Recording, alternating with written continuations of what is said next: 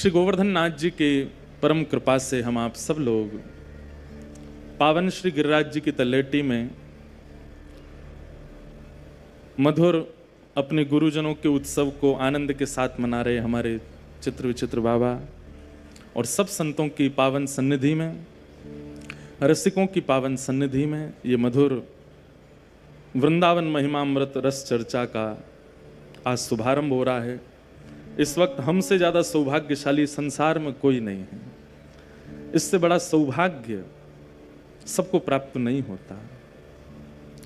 एक तो व्रज वृंदावन में भी श्री गिरिराज जी की तलेटी और उसमें भी रसिक संतों के सानिध्य में, और वह भी वृंदावन महिमामृत की कथा, ऐसे वातावरण में, ऐसे सुयोग संयोग में ये सब प्राप्त होना, ये सब ठाकुर जी की बड़ी कृपा है। निश्चित है कोई हम बहुत बड़ा चढ़ा के बात नहीं कह रहे हैं, पर श्री जी हमारो नाम जानती होंगी, यही हमारे ये अनुग्रह हम पे भयो है। उनको भजवे वारे इतने हैं, उनको ध्यावे वारे इतने हैं, पर यह बात निश्चित है कि यहाँ उपस्थित जो हैं आप सबको नाम श्री जी को पता है, यही हमारे ये कृपा बरसी है। हमारे चित्र विचित्र बाबा गाते रहें, इतनी जगह जामें और जहाँ भी जामें या कुछ जरूर गावें, मेरी विनती यही है राधा रानी कृपा बरसाए।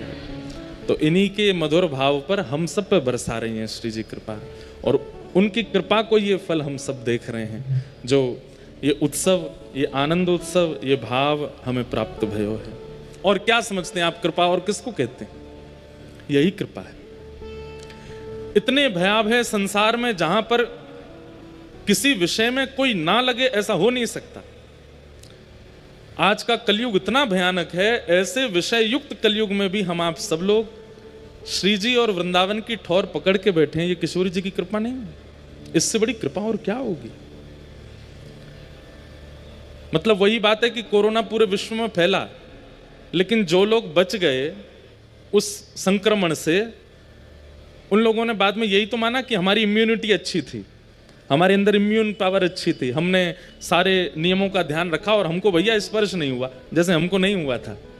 अब दोबारा आ गए, कहीं है नहीं जाए लेकिन हमको नहीं हुआ, कईयों को नहीं हुआ, स्पर्श तक नहीं हुआ। तो वो लोग क्या मानते थे कि भैया इनकी इम्यून पावर, इनके जो भीतरी शक्ति है वो अच्छी थी कि आया तो होगा, लेकिन ये लड़ झगड़ के उसको अपने ऊपर हावी होने नहीं दिया। ऐसे ही आज का कलयुग का संक्रमण बहुत कठिन है, आप हो ही नहीं सकता कि आप उससे बच जाओ। लेकिन ऐसे कठिन परिस्थिति में भी कहां, अभी हम लोग चर्चा सुनेंगे रूप गोस्वामी पाद की, हम चर्चा सुनेंगे श्री मधु पंडित जी महाराज की, हम चर्चा सुनेंगे श्री चैतन्य महाप्रभु की, हम चर्चा सुनेंगे श्री हरिराम व्यास जी, स्वामी श्री हरदास जी, हितरवंश महाप्रभु की।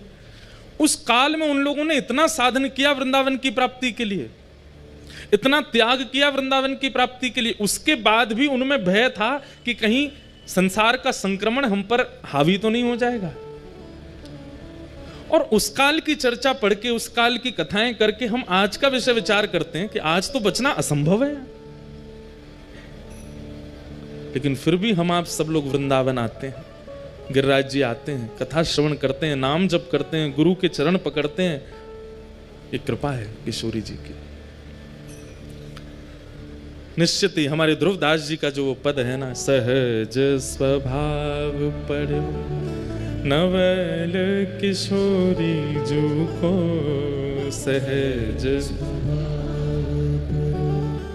नवल किशोरी जू को। महाराज जी देखो, आज से कितने साल पहले ध्रुवदास जी ये पंक्ति लिख के गए, सबको याद है, सब गा रहे हैं।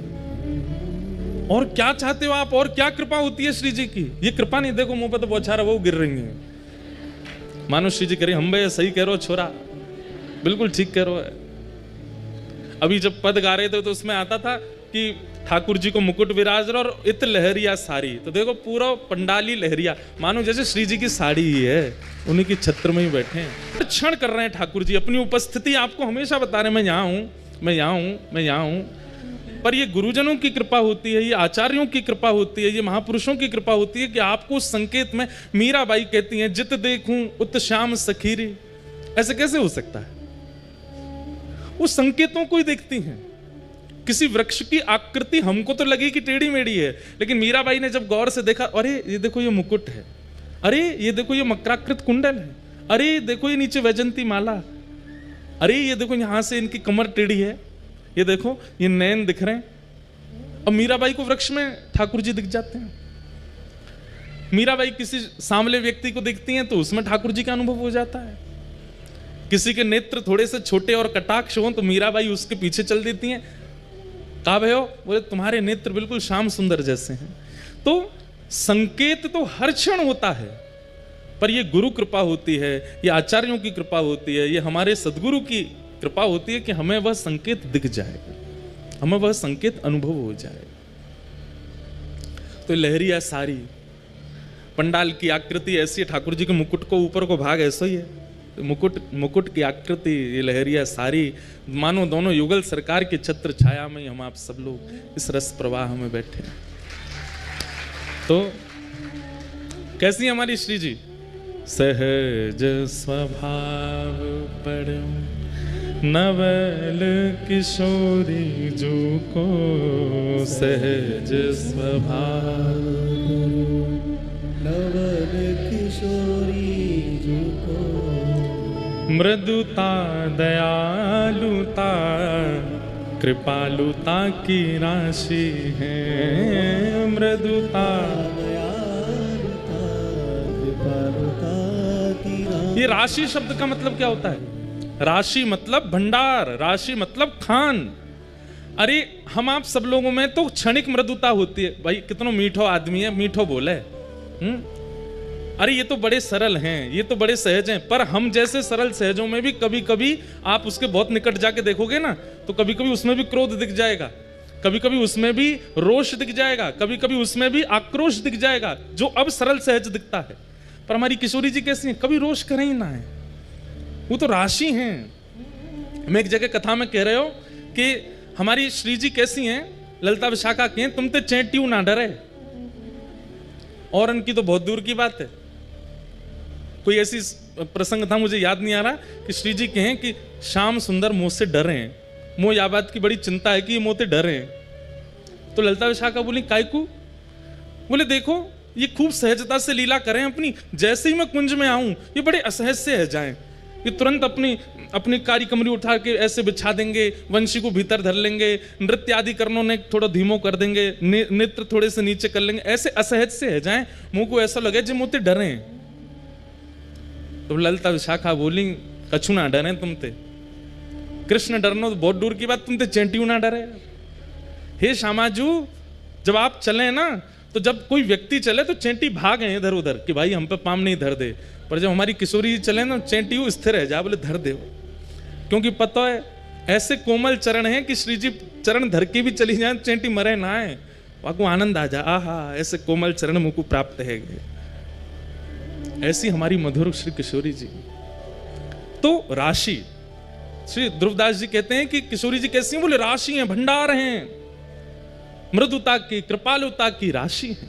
और न कहूं न रिस कहूं, भूले हूं न होत सखी, न कहूं न रिस कहूं, भूले हूं न होत सखी। रिस मतलब गुस्सा, भूल से भी गुस्सा नहीं आता कभी श्री जी को। न कहूं न रिस कहूं, भूले हूं न होत सखी, रहत प्रसन्न सदा, ही मुख हासे हैं, रहत प्रसन्न सदा, ही मुख हासे। और ऐसी सुकुमारी प्यारी, प्यारे जू की प्राण प्यारी, ऐसी सुकुमारी प्यारी, प्यारे जू की प्राण प्यारी, ऐसी सुकुमारी प्यारी, लाल जू की प्राण प्यारी,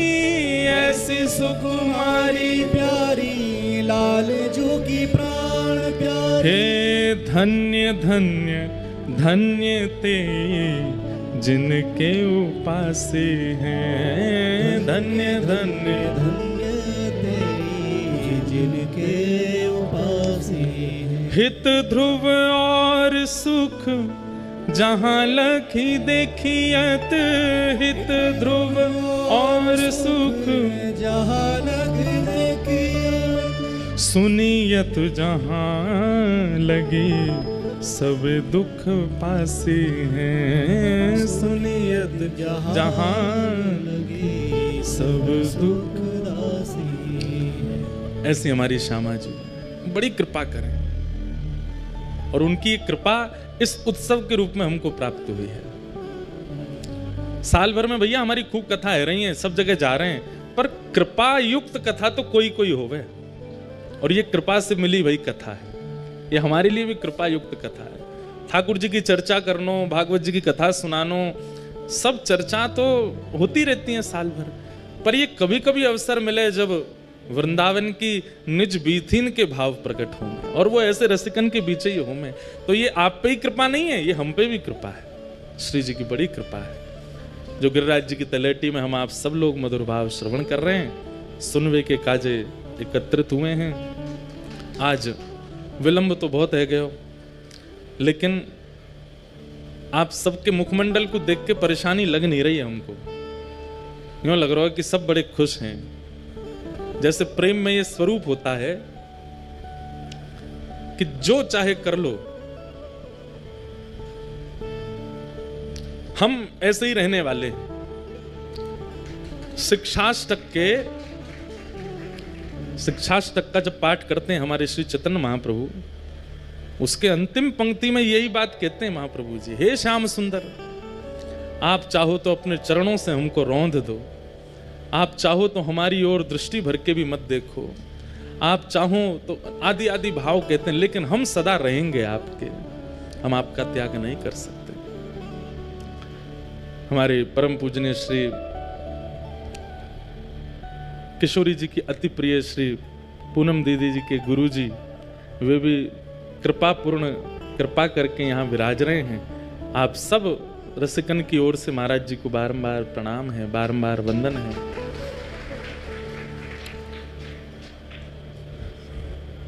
अब क्या कहें, हम पे तो इतने सारे भाव हैं मन में कहवे के।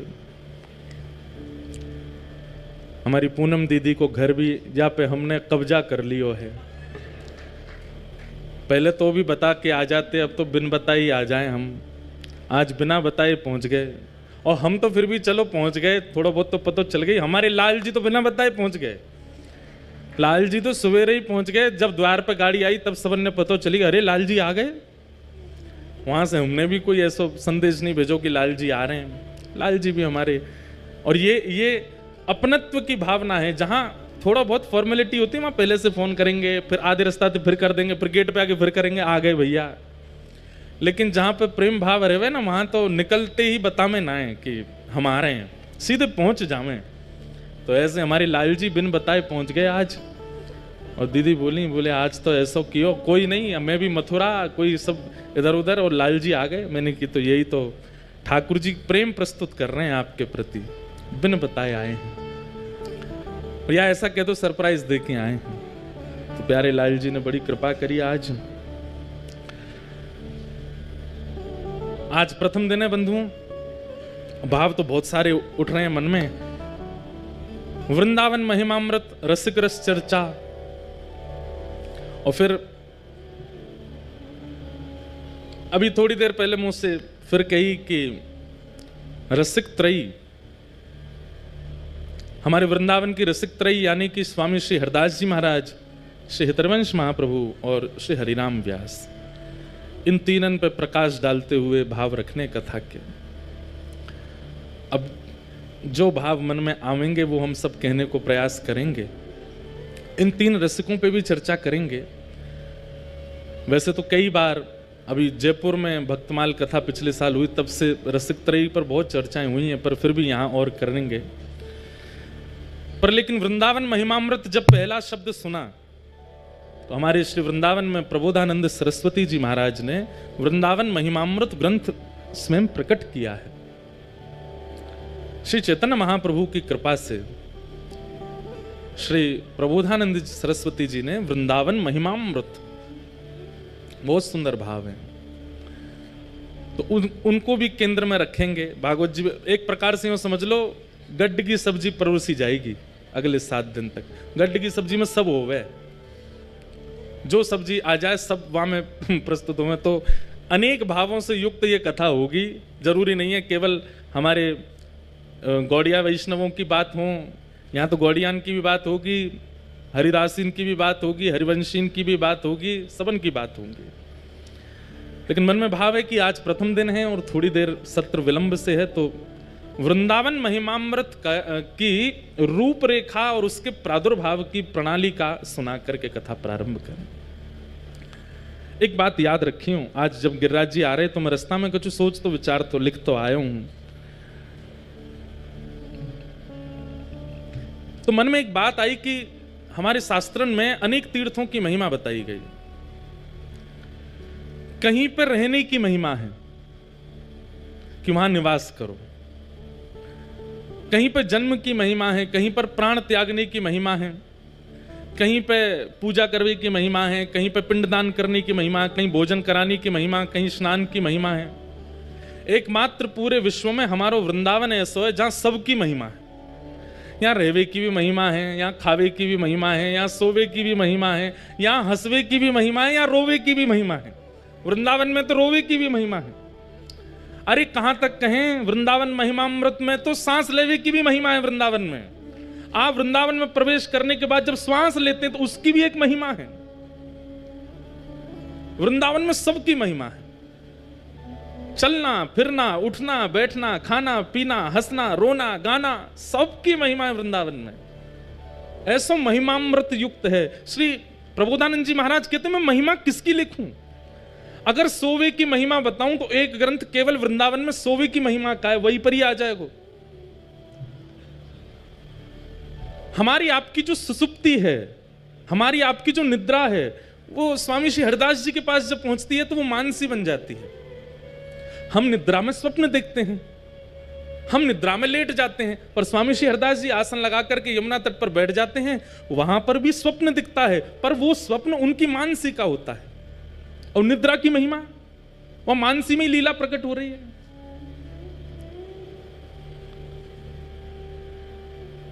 हितरिवंश महाप्रभु खावे की महिमा बता रहे हैं, महाप्रसाद की महिमा बता रहे हैं वृंदावन में।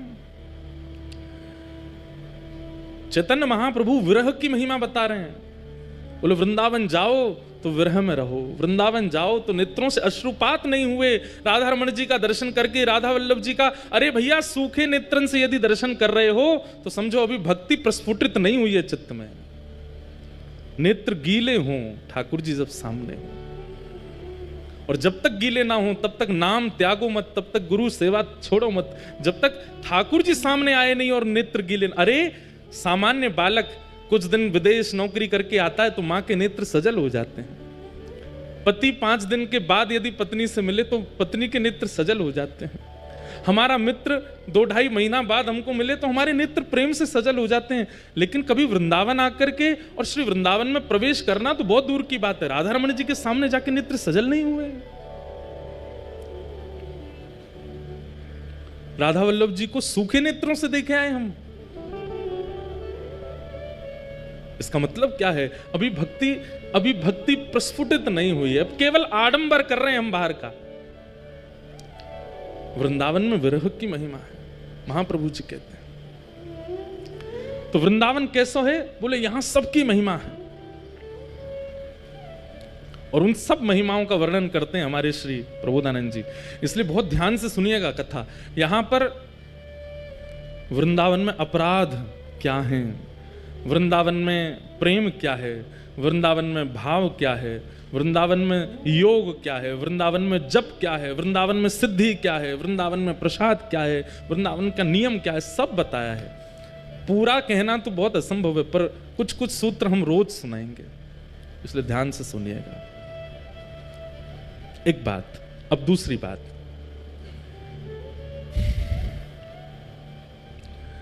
वृंदावन की प्राप्ति श्री जी की कृपा से होती है, सब जानते हैं। श्री जी अनुग्रह करती हैं तब वृंदावन प्राप्त। वृंदावन कह दूं तो यमुना जी से लेकर के और 84 कोस के अंतिम छोर तक संपूर्ण वृंदावन है। एकमात्र केवल छठीकरा से आगे वृंदावन नहीं है। आप अभी भी वृंदावन में बैठे हो, गिरिराज जी को वृंदावन है, वो बरसाने को वृंदावन है, वो नंदगाम को वृंदावन है, सब वृंदावन है। ये 84 को संपूर्ण वृंदावन ही है, संपूर्ण है। जैसे किसी का बहुत बड़ा घर है, वहां लॉन है, उधर स्विमिंग पूल है, इधर डाइनिंग एरिया है, आदि आदि, पर कक्ष ऊपर वाले फ्लोर पे, वो हमारा निजी कक्ष है। ऐसे ही ये पूरा वृंदावन है निजी कक्ष। रमन रीति वृंदावन परिक्रमा के बाद जो परकोटा है वो निज कक्ष है ठाकुर जी का, वो वृंदावन निज कक्ष। बाकी है ये संपूर्ण वृंदावन है। तो वृंदावन की प्राप्ति श्री जी की कृपा से, वृंदावन में वास सखियों की कृपा से। बहुत ध्यान से सुनिएगा, वृंदावन की प्राप्ति श्री जी की कृपा और वृंदावन में वास सखियों की कृपा। मालिक घर में तो बुला लेगा, लेकिन घर में नौकरी जो पहले से वहां सेवक है ना, उनसे कहेगा इसको देखो ये हमारे यहां रखने लायक है कि नहीं। तब वे सेवक देखेंगे, बोलेंगे नहीं इसमें आलस ज्यादा है, इसमें ये ज्यादा है, आदि बड़ी हमारे काम का नहीं है, तो फिर मालिक निकाल देता है। घर में श्री जी तो बुला लेंगी, लेकिन फिर सब सहचरीन सो कहेंगी देखो जी यहाँ रहने लायक है कि नहीं है। फिर सहचरियां विचार करती हैं, या को नाम जप कैसो है, या की सेवा में निष्ठा कैसी है, या की बुद्धिमती कैसी है, या के भाव कैसे हैं, या की विचार कैसे हैं, या की क्रिया कैसी है, और उन सब पे विचार करके फिर वृंदावन का वास सहचरी देती हैं। लेकिन तीसरी बात सबसे बड़ी है, वास श्री जी दे देंगी, वृंदावन प्रवेश श्री जी दे देंगी, वास सहचरियां दे देंगी, लेकिन वृंदावन समझ में आचार्यों की कृपा से आएगा, रसिकों की कृपा से आएगा। वास बहुत लोग कर रहे हैं, वृंदावन भीड़ हो गई है। अब वृंदावन आते भी बहुत लोग हैं, उसमें भी भीड़ हो गई है, लेकिन वृंदावन को समझ नहीं पा रहे हैं, वृंदावन को जान नहीं पा रहे हैं, वृंदावन की महिमा क्या है, वृंदावन के वो अभी उससे अवगत नहीं है। ये मत सोचना कि हम केवल आपको कह रहे हैं, हम खुद को भी कह रहे हैं, पर ठाकुर जी की कृपा से, संत जनों की कृपा से थोड़ा थोड़ा भाव मन में आ रहे हो, तो जहां जाते हैं ना वहीं वृंदावन जैसा अनुभव कर लें। चाहे उड़ीसा जाएं, चाहे महाराष्ट्र जाएं, चाहे पंजाब जाएं, वहीं वृंदावन जैसी सुगंध आनी लगे। तो वृंदावन में आना, वृंदावन में वास करना भी बड़ी बात नहीं है, वृंदावन को समझना बहुत बड़ी बात है, और वो रसिकन की कृपा के बिना नहीं होगा। इसलिए किशोरी जी को प्रणाम करके, बिहारी जी को प्रणाम करके वृंदावन आ गए, वृंदावन वास मिल गयो। वही के अगले दिना से अब रसिकन की खोज करो और रसिकन की वाणी सुनो, उनकी सेवा करो, वे असली वृंदावन को अनुभव कराएंगे। आप रोज बिहारी जी को नियम रखे हैं, रोज राधा वल्लभ जी को नियम रखे हैं, रोज राधा रमण जी को नियम रखे हैं, रोज वृंदावन परिक्रमा को नियम रखे हैं। हम आपसे निवेदन कर दें हाथ जोड़ के, ये नियम बाद में रखना। सबसे पहले नियम क्या रखो, वृंदावन यदि प्राप्त है गयो है तो यहां रसिकन के पास जाओ, उनकी सेवा करो, उनके वचनामृत सुनो। तलहटी गोवर्धन की रही, तलहटी गोवर्धन की रही, नित प्रति मदन गोपाल लाल के, नित प्रति मदन गोपाल लाल के, चरण कमल चितलई है, चरण कमल चितलई है, रसिक प्रीतम हित चित की बातें, रसिक प्रीतम गिरधारी जिसो कहिए, गिरधारी जिसो कहिए, तलहटी गोवर्धन की रही, तलहटी गोवर्धन की। श्री हरि राय महाप्रभु, जिनकी उनकी छाप के पदों में शब्द मिलेगा रसिक प्रीतम। हमारे वल्लभ कुल के महाराज जी, उनकी जितने भी पद हैं उनमें ये उनकी छाप है, रसिक प्रीतम। इन्हीं का पद है, नैनन में ही राखूं पिया तो है, तुमरी एक रोम की छवि पर जगत वार सब लाखूं, रसिक प्रीतम संगम की बातें काहू सो नहीं भाकूं। तो बात क्या है, वृंदावन की प्राप्ति श्री जी की कृपा से, वृंदावन में वास सखीन सहचरीन की कृपा से, पर वृंदावन का अनुभव ये तो रसिक संतन की कृपा से होएगा, ये तो रसिकन की कृपा से होएगा। उनको ढूंढो, उनके चरण वंदन करो। और ऐसी ही कृपा हुई हमारे श्री प्रकाशानंद सरस्वती जी के ऊपर श्री चैतन्य महाप्रभु के। महाप्रभु चैतन्य अपने संन्यास वेश के बाद दक्षिण यात्रा पर गए थे और दक्षिण में हमारी संप्रदाय की प्रथम पीठ श्रीरंगम तिरुचि में जो है, तिरुचिरापल्ली में, वहां महाप्रभु जी विराज रहे थे। वहां पर ठाकुर जी पौढ़ानाथ शेषनाग पर पौड़े हैं।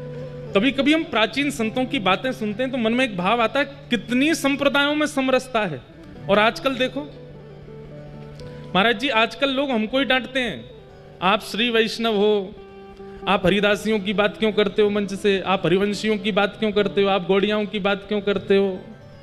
क्यों ये सब भाव आते हैं? प्राचीन काल के आचार्यों के भाव सुनो, कहीं भी उनमें ऐसा मतभेद नहीं है कि ये हैं इनसे हमने, सब एक दूसरे के संग।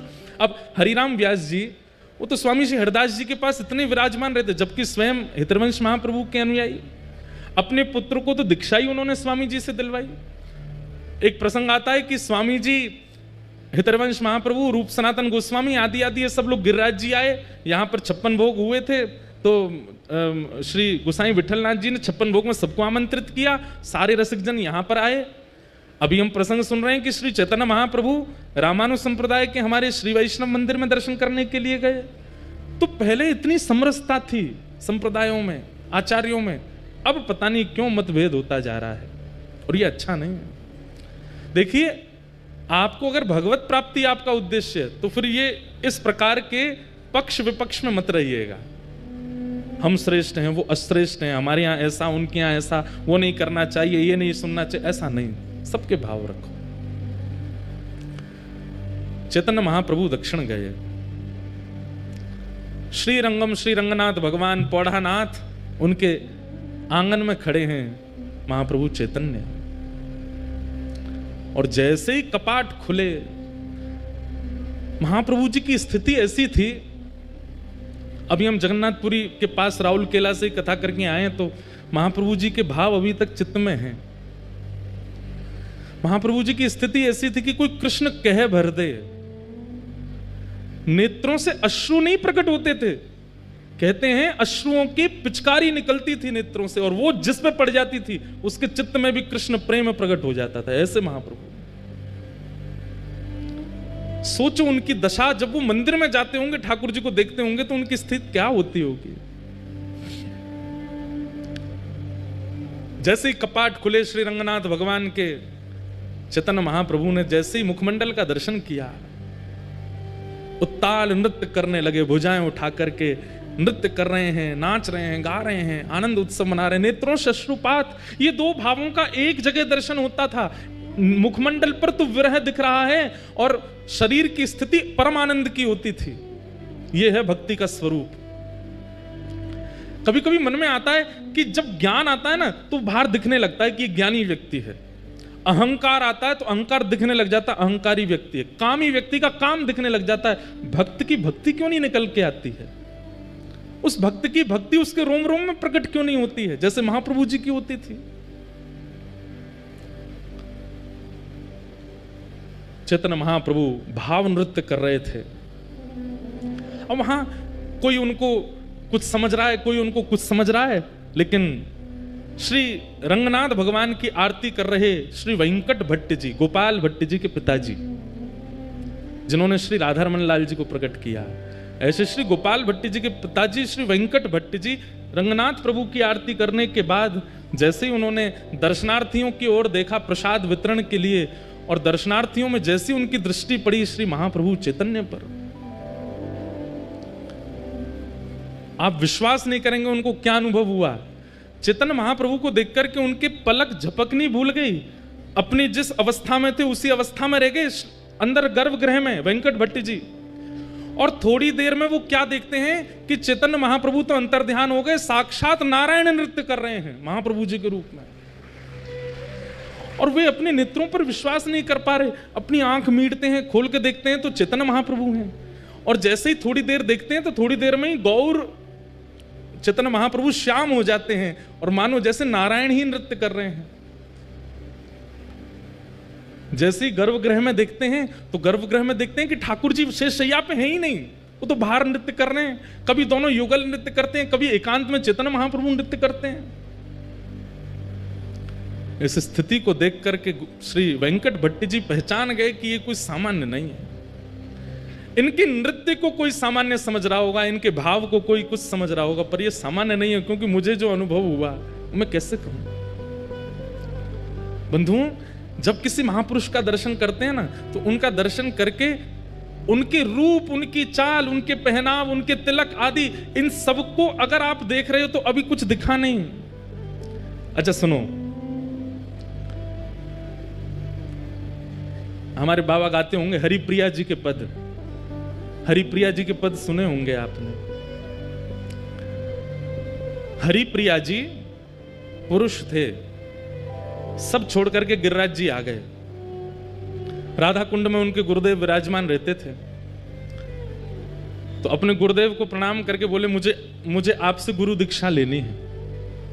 तो महापुरुष बोले राधा कुंड पे बैठे बैठे, बताओ तुमको क्या दिख रहा है।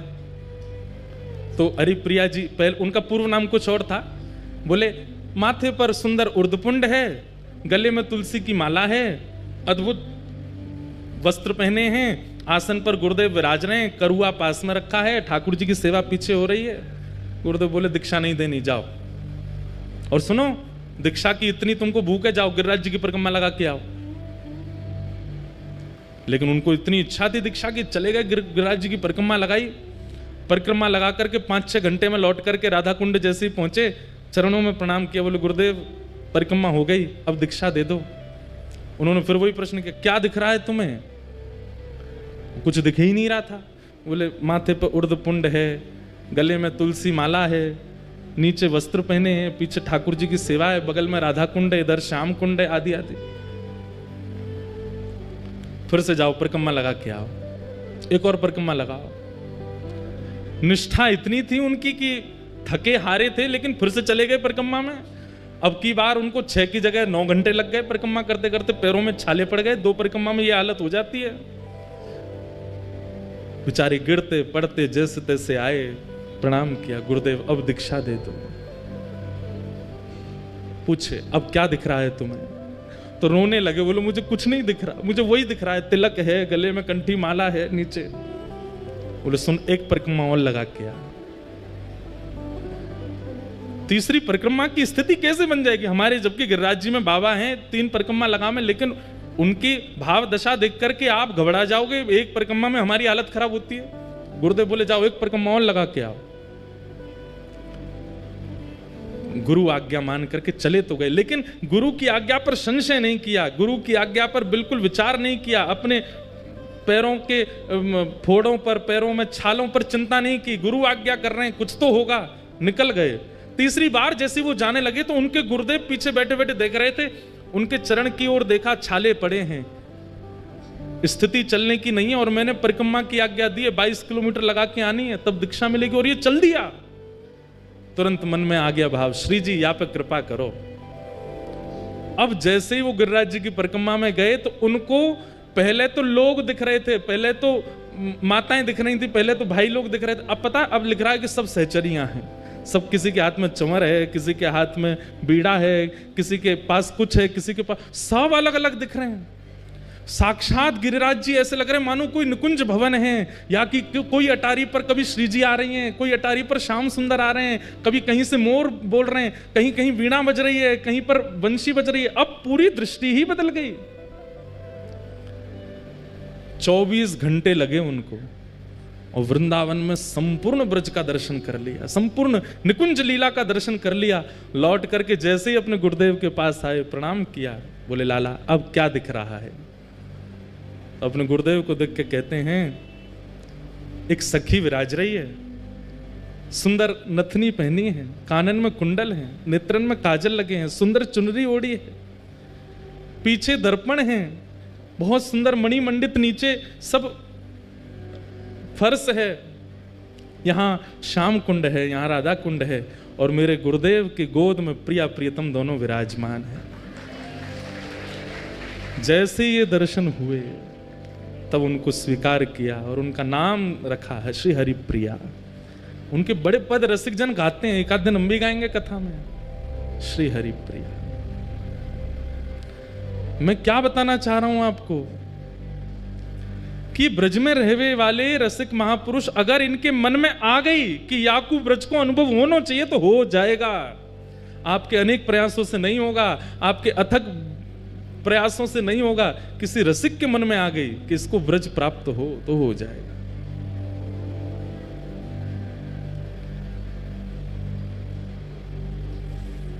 और उसके लिए उनका रूप, उनका श्रृंगार, उनका चंदन, उनका तिलक, उनके वस्त्र वो सामान्य नहीं दिखेंगे, उसमें कुछ अद्भुतता का अनुभव होगा। और जब तक वो अद्भुतता नहीं, जबरदस्ती की मत देखियो, कोई महापुरुष जा रहे हैं तुम जबरदस्ती ये तो देखो नथनी पहन के जा रहे हैं, कानन, जबरदस्ती नहीं देखना है। आपकी दृष्टि पड़ी और अपने आप दृष्टि में कुछ ऐसा भाव है, जरूरी नहीं सहचरी भाव में ही दिखें, किसी अन्य भाव में भी दिख सकते हैं। और तब तक वो भाव प्रकट नहीं होगा जब तक आपका साधन, आपका सेवा, आपकी रसिकन की संग ये सुदृढ़ नहीं होगी, तब तक ये दर्शन नहीं होगा। हम आप सब तो सही बताएं, जबरदस्ती बस आ गए वृंदावन में, हम लोगों को अनुभव है ही नहीं रहे हो कि भी। गोपाल भट्ट जी के पिताजी वेंकट भट्ट जी ने महाप्रभु जी को देखा। श्री रंगनाथ भगवान की निज सेवा करने वाले वेंकट भट्ट जी बाहर आए और आकर के हाथ जोड़ के कहा, आप कौन हैं? मैं जब से आपको देख रहा हूं मेरे नेत्र आपसे हट नहीं रहे। आप में एक दैवी आकर्षण है जो मुझे खींच रहा है अपनी ओर। मैं नित्य नारायण की सेवा करता हूं, मेरा उनके प्रति जो ध्यान रहता है वैसा ध्यान मेरा आज तक किसी व्यक्ति विशेष के प्रति हो ही नहीं सकता, पर मुझे जैसी भावना उनमें लगती वैसी आप में लग रही है। आप कौन है? तो महाप्रभु जी ने अपना परिचय दिया। बोले हम अभी विरक्त वेश में हो गए हैं और दक्षिण दर्शन करने के लिए आए तो यहां पहुंच गए। वेंकट भट्ट जी ने निवेदन किया, बोले कि आप बस एक कृपा कर दीजिए, क्या कहाँ रहेंगे यहाँ पर? कोई निवास स्थान? बोले अभी तो कुछ नहीं। बोले हमारे घर चलिए ना, वहीं विराजिएगा, हम पर कृपा कर देना। ये वृंदावन महिमामृत की रूपरेखा बता रहे हैं, कैसे निर्माण हुआ वृंदावन महिमामृत। चैतन्य महाप्रभु वेंकट भट्ट जी के घर गए। वेंकट भट्ट जी के सुपुत्र हैं श्री गोपाल भट्ट, भगवान की गुण मंजरी। महाप्रभु जी जैसे ही घर पहुंचे, उनकी पत्नी, उनके रिश्तेदार सबने महाप्रभु जी का दर्शन किया। लेकिन जैसे ही श्री गोपाल भट्ट जी ने दर्शन किया, गोपाल भट्ट जी तो मानो जैसे उनकी भी स्थिति ऐसी हो गई, पलक झपकना भूल गए, पैर धर कहीं रहे, जा कहीं रहे, देख करके अपने अपने अपने वश में अपना शरीर नहीं है, ऐसी स्थिति हो गई। मैं एक बात कहा करता हूं, आचार्य चरणों के सन्मुख जाकर के अगर आपको ये याद रहा कि मैं किस कारण से आया था, मुझे क्या पूछना था, मुझे क्या बताना था, इतनी सुदबुद है तो समझो अभी कृपा ना भाई, विस्मृति हो जाए, भूल गए सब, तब समझो कि हाँ अब दर्शन भये महापुरुष के। भूल गए, प्रश्न याद नहीं आ रहा है, क्या सोच के आए थे भूल गए, लाए थे माला लेके आए थे, प्रसाद लेके आए थे, दक्षिणा पोषा कुछ अर्पित करने, कुछ पता ही नहीं चल रहा है, उठा कुछ रहे हैं, धर कुछ रहे हैं, ऐसी स्थिति हो जाएगी। गोपाल भट्ट जी छोटे से हैं, अभी ज्यादा आयु नहीं है, लेकिन महाप्रभु जी को देख करके उनकी स्थिति ऐसी हो गई कि बस यही मेरे सब सर्वस्व है। इस सर्वस्व की भावना उनके प्रति प्रकट हो गई। महाप्रभु जी का एक वैष्णव भाव से जैसा सम्मान होना चाहिए, पूरे परिवार ने किया, माला पहनाई, चंदन लगाया, पोशाक उड़ाई, चरण धोए, सबने चरणामृत पिया। गोपाल भट्ट जी के मन में एक भावना आ गई, जब चरणामृत बांट रहे थे तो सबको थोड़ा थोड़ा ही दे रहे थे, मतलब जैसे एक ही बूंद गिरे, क्यों, जितना बच जाएगा सब मैं पी जाऊंगा, सबको बांट दूंगा तो मेरे लिए नहीं बचेगा, ऐसी भावना चित्त में आ गई। तो सब लोग हाथ पसार के खड़े हैं, चरणामृत दो महाप्रभु जी का। तो गोपाल भट्ट जी छुआते हैं और न्यों देते हैं, एक ही बूंद गिरती है। अरे और दो, नहीं इतना ही लो। और जैसे सब में बांट दिया, पता चली सब हो गया, जितना बच्चा सब पान कर गए स्वयं ही। आहा,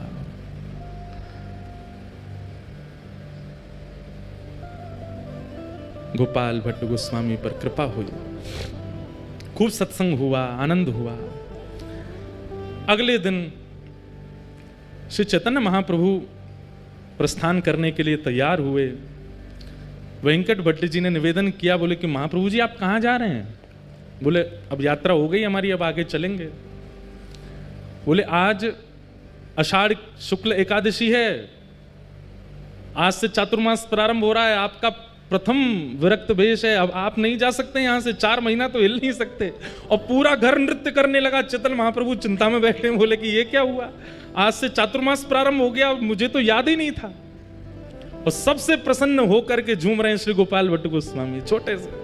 बोले तो हम पर कृपा करने के लिए ऐसा योग बना है कि आप भूल गए और वो दिन आ गया कि अब आपको यहीं रहना पड़ेगा। महाप्रभु जी बोले कैसे बताऊं कि गोपाल भट्ट तुम गुणमंजरी हो, तुम ही वृंदावन में श्री राधा रमण जी को प्रकट करोगे। और राधा रमण प्रकट करता पर 1 2 दिन 4 दिन की कृपा नहीं, यहाँ तो 4 महीना एक रसिक, एक महापुरुष की कृपा होगी, दृष्टि होगी, आस्वादन होगा, संग मिलेगा, तभी तो श्री गोपाल भट्ट जी प्रकट करेंगे। श्री गोपाल भट्ट की हृदय वेदना प्रगट्यो शाले ग्राम, रूप सुधा को खान हमारो श्री राधा रमण जी। इतना प्यारो ठाकुर मिलो है, क्योंकि महाप्रभु जी की। और देखिए कृपा भी कहां, दक्षिण में जाकर के श्री वेंकट भट्ट जी के यहां रंगनाथ मंदिर के पुजारी के घर के बालक के ऊपर वृंदावन स्वयं चुनता है। आप वृंदावन को नहीं चुनते। वृंदावन को अगर आपको चुनना होगा तो आपको रसातल से ले आया जाएगा, क्योंकि आओ भाई वृंदावन में रहो, तुम वृंदावन के हो। महाप्रभु जी 4 महीने वहां विराजे। वेंकट भट्ट जी के छोटे भाई थे, उनका नाम था प्रबुद्ध भट्ट। वे बहुत पहले ही घर परिवार छोड़ के संन्यास आश्रम उन्होंने ग्रहण कर लिया था। परम विद्वान, परम ज्ञानी और काशी में विराजमान थे। ऐसा ज्ञान था उनका कि उनके जैसे उन्होंने 10,000 शिष्य बनाए, मतलब ना ज्यादा ना कम, अपने जैसे ही 10,000 बना दिए। इतने ज्ञानी थे, उनके सामने बड़े बड़े विद्वान टिक नहीं पाते थे। प्रबुद्ध भट्ट देखो, एक महापुरुष एक परिवार में जाकर के एक नहीं कितनों पर कृपा करता है। ये तो गोपाल भट्ट जी सामने बैठे हैं, प्रबुद्ध भट्ट तो है ही नहीं वहां पर, वो तो काशी में है। कभी कभी अपने घर की पूछते थे क्या चल रहा है घर पर, तो उन्होंने पूछताछ करी, भैया हमारे दक्षिण में हमारे परिवार में सब आनंद मंगल है। कोई गया था दक्षिण से, उसने जाकर के बताया, बोले महाराज आनंद मंगल, आपके यहाँ तो वेद पाठ आदि सब बंद हो गए, आपके यहाँ पे नित्य पूजा आदि यज्ञ हवन होम होते थे, सब बंद हो गया, अब तो एक ही चीज होती है। बोले क्या? भुजा उठा के हरि हरि बोलो, हरि हरि बोलो, सब प्रेम से बोलो, हरि बोलो, ये सब होता है। प्रबुद्ध भट्ट जी बोले ये कौन कर गया, ये क्या बोल रहे हो, ऐसा हो ही नहीं सकता। हमारे दोनों बड़े भैया बड़े वैदिक हैं और बड़े कर्मनिष्ठ हैं, कर्मकांड तो हमारे यहाँ रोज हवन होता है, रोज यज्ञ होता है, नियम से वेंकट रंगनाथ भगवान की सेवा अर्चना कैंकर्य होता है, ये क्या बोल रहे? बोले अरे महाराज आपको नहीं पता, आपके यहाँ की स्थिति सब बिगड़ गई है। कारण? बोले कारण कोई कृष्ण चैतन्य महाप्रभु हैं, वो पहुंच गए। कहते हैं उनको देखते ही प्रेम प्रकट हो जाता है चित्त में, उनको देखते ही भाव प्रकट हो जाता है। उन्होंने जाकर के आपके परिवार के ऊपर ऐसा टोना किया है, सब एक तरफ धर के केवल और केवल हरिनाम संकीर्तन करते हैं। ये सुनकर के प्रबुद्ध भट्ट जी को बड़ा क्रोध आया। बोले इसकी जानकारी बताओ तो मुझे, कौन है चैतन्य कृष्ण? उनके बारे में सब बताया। बोले कि अभी जगन्नाथपुरी में विराज रहे हैं और महाराज इनके ऊपर ऐसी शक्ति है, ऐसा टोन। अब ये तो देखो आज भी होता है, ये आज भी होता है। हमारे चित्र विचित्र बाबा गाते हैं, लोग बाग झूमते हैं, आनंद करते हैं, तो 4 लोग बैठ के यूं भी कहते होंगे ये कुछ पी के आते हैं जो इनकी आवाज ऐसी आ जाती है, ये कुछ खा के आते होंगे ऐसा जो इनके स्वर ऐसे हो जाते हैं। हमारी पूनम दीदी जब गाती हैं तो भाव में नेत्रों से आंसू गिरने लगते हैं, उसमें भी लोग बाग बोले जबरदस्ती रोती हैं, इनके भाव नहीं आ रहे हैं, जबरदस्ती लोग बाग बोलते हैं, लोग बोलना बंद नहीं करेंगे। आप भाव से राधा रमन जी के मंदिर में जाके नृत्य करने लग जाओ, उधर नचकैया खड़ो है, नाच रहो है, ठाकुर जी के आगे भी मान नहीं रहे हो, यहीं पे नाच रहो है। आजकल हमारे लिए भी बन नहीं है बातें, तो क्या ये तो जब महाप्रभु जी को नहीं छोड़ा, जब मीराबाई को नहीं छोड़ा लोगों ने, तो फिर ये हम तो कहाँ नेक नेक से बालक हैं, हमको कैसे छोड़ दें। और ये भी कृपा है आपके लिए। चार लोग यूं कहें पाखंड है तब समझो कि हाँ बढ़िया है, ये भक्ति के आसपास सिक्योरिटी गार्ड तो भी आ गए। हमारे प्रेमानंद जी महाराज बेचारे कैसा राधा नाम प्रचार कर रहे हैं, उनके पीछे भी लोग पड़े रहते हैं, कुछ ना कुछ बोलते रहते हैं, कहते रहते हैं, करते रहते हैं। परंतु ये बात मान लीजिएगा, ये आपकी भक्ति की सिक्योरिटी हो रही है, अच्छा है। भ्रात श्री प्रबोधानंद जी कहते हैं भ्रातः तिष्ठ टले टले विटपिनाम ग्रामेषु भिक्षामटः। नहीं, श्री रूप गोस्वामी कहते हैं स्वच्छंदम पिबयामुनम जलमलम चीराणि कंथाम कुरु सम्मानम कलयाति घोर गरलम नीचपुमानम सुधा। वृंदावन में तो आपकी निंदा होने लग जाए तो समझो अब भक्ति सुरक्षित है, अब भक्ति बढ़िया हमारी, अब यहाँ पे कोई की आंच नहीं आवेगी, बढ़िया है। बाहर खड़े हैं चार पहरेदार, और बहुत सम्मान होने लग जाए तो घबरा जाना कि कहीं हमारा नाम ना छूट जाए। तो प्रबुद्धानंद जी ने जैसे ही सुना, अच्छा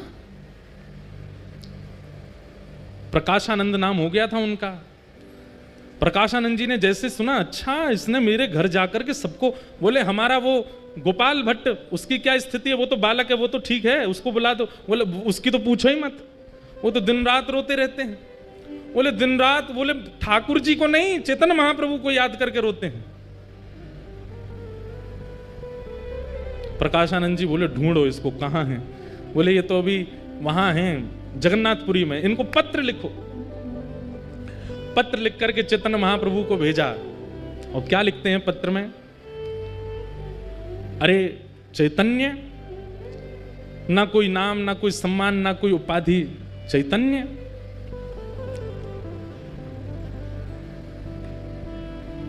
सन्यासी हो, सुना है हमने, लेकिन सन्यासी होकर के तुम बहुत नाचते हो, उछल उछल करके नाचते हो, गाते हो, ये सन्यासियों का स्वरूप है। अरे सन्यासी हो तो सन्यासियों की तरह रहा करो, ये किस प्रकार का रूप प्रकट कर रहे हो। सन्यासियों को तो बहुत भाव से रहना चाहिए, और सन्यासियों का निवास स्थान जगन्नाथपुरी नहीं होता, सन्यासियों का निवास स्थान वृंदावन नहीं होता। सन्यासी ऐसे घूमते डोलते नहीं रहते हैं, सन्यासी तो गंगा ज्ञान के तट पर काशी में विराजते हैं, वेदों पर मनन करते हैं, शास्त्रों पर चिंतन करते हैं, लोगों को वेद शास्त्र पढ़ाते हैं, ये सन्यासियों का। और तुम क्या कर रहे हो, ये नाच नाच करके और दुनिया में कृष्ण नाम की, ये सन्यासी का स्वरूप नहीं होता। चैतन्य महाप्रभु गंभीरा में विराजमान थे, जगन्नाथपुरी में भावावेश में रहते थे। प्रकाशानंद जी का पहुंचा पत्र, पत्र पढ़कर के शिष्यगण सब सुनाने लगे, और जैसे ही उसमें भाव सुने, इतना आक्षेप सुना, अपने बारे में इतनी निंदा सुनी, महाप्रभु जी प्रसन्न हो गए। जय हो जय हो जय जगन्नाथ, महाप्रभु जी की बड़ी कृपा, महाप्रभु जी का बड़ा अनुग्रह है। अरे भैया आज तो उत्सव होना चाहिए, लड्डू बांटो लड्डू बांटो। अच्छा है, जय हो हमारे गोपेश बाबा की जय हो। गौ माता की पूरे ब्रजमंडल में और पूरे भारतवर्ष में सेवा के प्रकल्प को लेकर के खूब महाराज जी सजग रहते हैं। ऐसे हमारे महाराज जी को बारंबार प्रणाम। क्या बता रहा था मैं, सुनो सुनो इधर देखो, क्या बता रहा था मैं, हैं? हाँ पत्र आया, लड्डू बांटो, रबड़ी बांटो, और संघ के जितने महाप्रभु जी के अनुयायी थे सब बोलने लगे आप तो महाप्रभु हैं, पर हमको कितनी पीड़ा हो रही है ये पत्र पढ़ के, कोई आपके विषय में इतना बुरा भला बोल रहा है और आप इतने आनंद में हो। महाप्रभु जी बोले नहीं नहीं, ये रक्षा है, ये भक्ति की रक्षा है, ये भाव की रक्षा है, ये हमारी सेवा की रक्षा है, ये रक्षा तो होती रहनी चाहिए। अच्छा है, मैं बहुत दिन से प्रयास कर रहा था, विचार कर रहा था, इतने प्रेमी ही प्रेमी मिल रहे हैं, कोई हमको निंदा करने वाला नहीं मिल रहा। बहुत अच्छा ठाकुर जी ने चुन के भेजा, ये पत्र संभाल के हमारे कक्ष में रखो। ऐसे महाप्रभु जी। लेकिन उनके परम शिष्य स्वरूप दामोदर दास जी बोले इसका उत्तर तो मिलेगा। महाप्रभु जी आप शांत रहिए, हम उत्तर भेज दे। बोले नहीं, उत्तर में कुछ ऐसा नहीं, ऐसा कुछ नहीं लिखेंगे, आपको पढ़वा के ही भेजेंगे। और उन्होंने उत्तर में क्या लिखा? हे प्यारे सखा, आपने जो बात कही कि सन्यासी को काशी में रहना चाहिए, गंगा के तट पर रहना चाहिए, शिव की आराधना करनी चाहिए, वेद वेदांतों का नियम पाठ करना चाहिए, आदि आदि। बोले आप जिन शिव की आराधना करते हैं उन शिव के मस्तक पर जो गंगा है ना, वो महाप्रभु जगन्नाथ जी के चरणों से ही प्रकट होती है। श्री कृष्ण के चरणों से ही प्रकट होने वाली गंगा है जिसके तट पर काशी विराजमान है। आप तो उस गंगा के तट पर रहते हैं जो ठाकुर जी के चरणामृत है। हम तो जगन्नाथपुरी में महाप्रभु जी के संग ही रहते हैं। जिनके चरणों से गंगा निकली हम उनके साथ रहते हैं। और आप काशी की इतनी महिमा बता रहे हो कि काशी में मुक्ति मिलती है, सन्यासियों को रहना चाहिए, आदि आदि। वहां पर महादेव कान में मंत्र बोलते हैं काशी में। ऐसा कहते हैं मणिकर्णिका पर अगर संस्कार हो जाए किसी का तो जीवन में उसने कितने भी पाप किए हों, महादेव उसके कान में राम तारक मंत्र बोलते हैं, उसकी सीधे भगवत प्राप्ति होती है। काशी में अंतिम संस्कार की बड़ी महिमा है। बोले वहां महादेव भी कान में आकर के राम कृष्ण का ही नाम बोलते हैं। तो इसलिए सन्यासी अगर काशी में ना रहे तो इसमें कोई दिक्कत नहीं है, वो तो साक्षात कृष्ण के साथ रहते हैं। ऐसा करके पत्र भेज दिया। लेकिन निंदा करने वालों को उत्तर देने से वो निंदा करना बंद नहीं करते और ज्यादा करते हैं। प्रकाशानंद जी बोले जानते नहीं है मैं कौन हूं और मुझे उत्तर दे रहे हैं, रुक जाओ मैं इनको बताता हूं। प्रकाशानंद जी पत्र लिखते हैं, ए चैतन्य, ऐसे ही बोलते हैं, मैंने सुना है तुम दाल भात खाते हो, उसमें घी डाल डाल के खाते हो, छेना पोड़ा खाते हो, रसगुल्ला उड़ाते हो, महाप्रभु जगन्नाथ जी के 56 भोग बनते हैं, ये सन्यासी का भोजन है? सन्यासी तो एक समय पाता है, सन्यासी को तो ऐसे रहना चाहिए, सन्यासी तो आसन नहीं रखता, सन्यासी अपने भवन नहीं बनाता, सन्यासी ऐसे नहीं करता, आदि आदि सब बात बोल दी। बोले तुम तो नृत्य करते हो, ठुमक ठुमक के नाचते हो, उछल उछल के कीर्तन करते हो ठाकुर जी का और 56 भोग उड़ाते हो। अरे तुम जानते हो वशिष्ठ ऋषि, तुम जानते हो कैसे कैसे सन्यासी परंपरा में हुए, उन्होंने भोजन प्रसाद त्यागा तब जाकर के ठाकुर जी का भजन किया। और इतना होने के बाद भी उनके जीवन में विषयों ने कहीं ना कहीं आक्रमण कर दिया और तुम तो महाप्रसाद पाते हो। और जगन्नाथपुरी में तो एकादशी भी नहीं होती है, वहां तो चकाचक स्कंद पुराण में आकंठ पाना चाहिए एकादशी के दिन। बोले इतना प्रसाद पाकर के, इतने 56 भोग पाकर के तुम सन्यास धर्म का निर्वहन कर ही नहीं सकते हो। ऐसा हो ही नहीं सकता कि विकार और विषय तुम्हारे चित्त में ना आते हों। ये पाखंड बंद करो, ऐसा करके पत्र लिख दिया। चैतन्य महाप्रभु के पास पत्र आया। महाप्रभु जी किसका पत्र आया? बोले प्रकाशानंद सरस्वती, गोपाल भट्टी जी के चाचा जी। क्या लिखा? अरे ये तो मेरे परम प्रिय हैं, इन्होंने क्या लिख के भेजा जरा बताओ तो। सब शिष्यों में होड़ लगी, इनके सामने पढ़ना ही नहीं है, कुछ उल्टा ही लिख के भेजा होगा। महाप्रभु जी बोले बैठो यहीं पढ़ के सुनाओ क्या लिखा है। पढ़ के पूरा बताया, ये लिखा है, ये लिखा है, ये लिखा। महाप्रभु जी और खुश हो, बोले लड्डू बंटवाओ, रबड़ी बंटवाओ, 56 भोग लगवाओ। आज भक्ति की और रक्षा हो रही है, अब नियम की रक्षा हो। पहले भक्ति की रक्षा, अब नियम की रक्षा हो रही है, अब सन्यास धर्म की रक्षा हो रही है। भैया इनका पत्र जब जब आए मेरे को जरूर सुनाना। लेकिन शिष्यों ने कहा ये अच्छा नहीं है, ये तो गलत बोल रहे, उत्तर तो देंगे। उत्तर में लिख करके भेजा, महाराज जंगल का राजा शेर मांस खाता है, हिरणों को खा जाता है, इतना मांस भक्षी होता है, पर कहते हैं साल में एक बार सहवास करता है बस। ऐसा दूषित भोजन करने वाला और काम पर इतना विजय उसका। और वहीं वृक्षों पर रहने वाले ये पक्षी जो तिनका खाते हैं, दाल खाते हैं, उड़द सूखे सूखे कंकड़ खा जाते हैं, सूखे सूखे ये सब खा करके अपना पेट भरते हैं और इनके काम में कभी भी कटौती नहीं होती, महाकामी होते हैं। आप यदि आहार से जीवन यापन की बात कर रहे हैं तो फिर सारे विषय शेर में होने चाहिए थे, लेकिन वो तो काम पर विजय प्राप्त करके बैठा है। और ये सारे पशु पक्षी सारे बड़ा अल्प आहार लेने वाले, इन पर काम पर विजय नहीं है, इस पर क्या कहेंगे आप? जब ये पत्र लिख करके भेजा तो प्रकाशानंद जी तो और ज्यादा आग बबूला हो गए। अपने शिष्यों से बोले इसको पकड़ करके काशी लेके आओ, इस चैतन्य को मैं बताता हूं, ये मेरे सामने तो आए। बंधुओं एक बात सुनिएगा, सब साधन कर लीजिए जीवन में, लेकिन उस साधन का अहंकार नष्ट करने की सामर्थ्य केवल और केवल प्रेम लक्षणा भक्ति में है। अगर प्रेम लक्षणा भक्ति जीवन में नहीं है और आपका नाम जब 2 लाख पहुंच गया है, अभिमान आएगा। प्रेम लक्षणा भक्ति जीवन में नहीं है और हर एकादशी गिरिराज जी की परिक्रमा करते हो तो उस परिक्रमा का अभिमान आएगा। सेवा का अभिमान सामान्य अभिमान से ज्यादा भयानक है। कई लोगों को सेवा का अभिमान हो जाता है, हम इतना नाम जप करते हैं, हम ऐसी सेवा करते हैं। अरे हमको कई बार मन में भाव आता, इतनी कथा कर रहे हैं, धुआंधार यहां से वहां भागते ही रहते हैं। अगर प्रेम लक्षणा भक्ति चित्त में होगी तो अपनी सेवा का अभिमान नहीं होगा। प्रेम लक्षणा भक्ति तो दैन्यता लाती है, दीन बनाती है, सरल बनाती है, सहज बनाती है। प्रकाशानंद जी के पास सब कुछ है, लेकिन भक्ति नहीं है, प्रेम नहीं है। उनको वेद वेदांत कंठस्थ याद हैं, जहां से जब चाहे उस श्रुति का पाठ शुरू कर देते हैं, लेकिन प्रेम भक्ति नहीं है। लेकिन कृपा तो इन पर करनी है और वो समय आया। ये पत्रों से आदान प्रदान तो बहुत दिनों तक चलता रहा, बहुत निंदा करने लगे सब जगह महाप्रभु जी की, लेकिन एक बार समय आया। क्या? महाप्रभु जी काशी पधारे और तपन मिश्र नाम के एक भक्त थे, उनके यहां महाप्रभु जी विराजमान थे।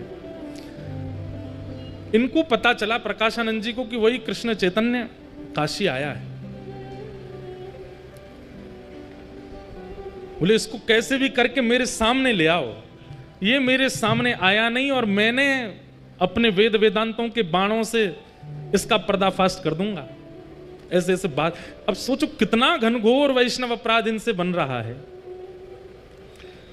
वैष्णव अपराध के 2 ही निधान हैं। पहला निधान तो बहुसंख्या में वैष्णव यदि क्षमा कर दें तो वैष्णव अपराध दूर होगा, या जिसके प्रति वैष्णव अपराध बना है वो क्षमा कर दे तो वैष्णव अपराध दूर होगा।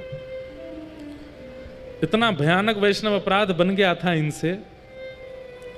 अब महाप्रभु जी को इनके पत्रों से चिंता होती थी। क्या चिंता होती थी कि बोले भैया इनको गति कहां मिलेगी, ये जिस तरीके की भाषा बोलते हैं, जितना अपमान करते हैं, भले ही कुछ नहीं है लेकिन कृष्ण नाम तो बोलते ही हैं, इनकी गति कैसे होगी। अब महाप्रभु जी ने मन बनाया कि मुझे इनसे एक बार तो मिलना है। लेकिन कैसे मिलन हो?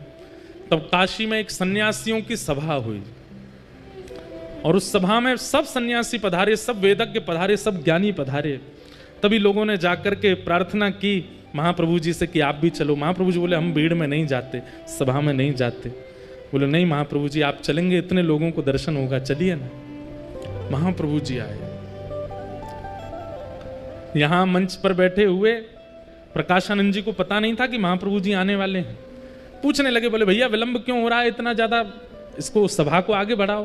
तभी किसी ने कहा, बोले कृष्ण चैतन्य महाप्रभु आ रहे हैं, उनकी प्रतीक्षा हो रही है। प्रकाशानंद जी ने तो अपनी कमर कसी, सिर पर एक पटका सा बांधा, बोले आज आने दो, आज बढ़िया है, इतनी सभा है, सबके सामने इसको आज देखूंगा। हाथ कांप रहे हैं, क्रोध में पैर कांप रहे हैं, आंखें लाल पड़ गई हैं, ताम्रवर्ण हो गया है, कब आएगा कब आएगा, मेरे सामने तो पड़े एक बार। इतने में ही श्री चैतन्य महाप्रभु का आगमन हुआ और जैसे ही महाप्रभु जी का उस सभा में गृह में प्रवेश हुआ, मानो जैसे किसी ने जलाशय में बैठे हुए लोग थे और किसी ने करंट छोड़ दिया हो। जैसे ही महाप्रभु जी का आगमन हुआ, मानो महाप्रभु जी वहां आए और यहां आगे बैठा व्यक्ति कृष्ण कृष्ण कृष्ण कृष्ण कृष्ण, उसके मुख से नाम ध्वनि प्रकट हो गई। इतने में पीछे का कोई व्यक्ति कृष्ण कृष्ण कृष्ण कृष्ण, मुख से नाम प्रकट होने लगा। तभी वहां दूसरा व्यक्ति हरि बोल कहकर के नृत्य करने लगा। पूरी सभा मानो देखते ही देखते देखते और केवल नाम नहीं प्रकट हो रहा है, नेत्रों से भावाश्रु जल बह रहे हैं, सब भुजा उठा करके नृत्य कर रहे हैं। केवल महाप्रभु जी की उस सभा में आगमन मात्र से यह स्थिति हो गई। मंच पर बैठे प्रकाशानंद जी ने जैसे ही देखा, अभी ये नहीं पता था कि यही चैतन्य महाप्रभु हैं, देखते ही मेरे आंसू क्यों आ रहे हैं, मेरा शरीर क्यों कांप रहा है, कृष्ण कृष्ण कृष्ण, हरि बोल हरि बोल हरि बोल, ये कैसे शब्द मेरे भीतर से प्रकट हो रहे हैं। आसपास के अपने बालकों से बोले, तुमको भी मेरे अंदर से कृष्ण नाम सुनाई दे रहा? बोले, जी गुरु जी। ये मेरे आंसू क्यों आ रहे हैं, कुछ सभा में हुआ है क्या? तभी कोई कहता है, महाप्रभु कृष्ण चैतन्य आ गए। बंधुओं, विचार करके मन में भाव आता है, जिनकी उपस्थिति मात्र एक पत्थर हृदय के चित्त में भाव प्रकट कर देती है, कैसे महाप्रभु जी रहे होंगे। जिनको पता नहीं है वृंदावन क्या है, जिनको पता नहीं है कृष्ण कौन है, जिनको पता नहीं है युगल उपासना क्या होती है, ऐसे लोग उस सभा में बैठे हैं और महाप्रभु जी के आते सबके चित्त में कृष्ण प्रवाहित हो गए। किसी को अपने तन की सुध नहीं है, किसी को अपनी वाणी की सुध नहीं है, सब मानो जैसे एक व्यक्ति के हाथ में सबकी वाणी का कंट्रोल, सबके नेत्रों का कंट्रोल आ गया हो। और महाप्रभु जी दोनों भुजा उठाए, कभी यहां गिरते हैं कभी वहां गिरते हैं, सब संभालते हुए आ रहे हैं।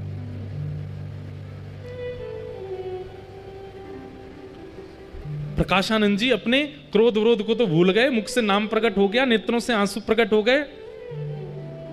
और तभी चैतन्य महाप्रभु आए और आकर के ऐसे ही नीचे सभा में ही एक जगह सी बना दी लोगों ने। अच्छा, एक बात मैंने पढ़ी कि लोग बाग स्पर्श करने जाते थे महाप्रभु जी का, तो संग में जो उनके गोस्वामी आदि सब रहते थे वो स्पर्श नहीं करने देते थे। क्यों? क्योंकि ऐसी भाव साम्राज्य में रहते थे महाप्रभु जी, अगर किसी ने स्पर्श कर लिया वो सह नहीं पाएगा। अपने आप ही पहले जगह कर दी, भैया दूर दूर बैठो, इनका स्पर्श मत करना। महाप्रभु जी आकर के बैठ गए और भाव से बैठ करके सब सन्यासियों को प्रणाम किया, सबके चरण रज को अपने माथे से लगाने लगे। पता नहीं प्रकाशानंद जी को क्या हो गया, लोग बाग प्रकाशानंद जी को देख रहे हैं कि अब ये क्या बोलेंगे, लेकिन प्रकाशानंद जी तो अत्यंत भाव में आ गए, उठ करके नीचे आए, बोले जय हो। आप नीचे क्यों बैठ गए, ऊपर आइए ना। नहीं नहीं, मेरा स्थान यहीं ठीक है। तो जैसे कोई नीचे बैठ जाए तो उसको पकड़ के ऊपर लाते हैं, तो जैसे ही हाथ पकड़ा महाप्रभु जी का, सब बोले ये नहीं करना था इनको, और जैसे ही स्पर्श किया है, हाँ कृष्ण हाँ कृष्ण हाँ कृष्ण कह करके वहीं गिर पड़े प्रकाशानंद जी। शरीर पूरा कंपन होने लगा, नेत्रों से आंसू गिरने लगे। महाप्रभु जी ने किसी से कहा इनको संभालो। सुनने में इस स्थिति को हम अनुभव ही नहीं कर पाएंगे जो स्थिति होती थी।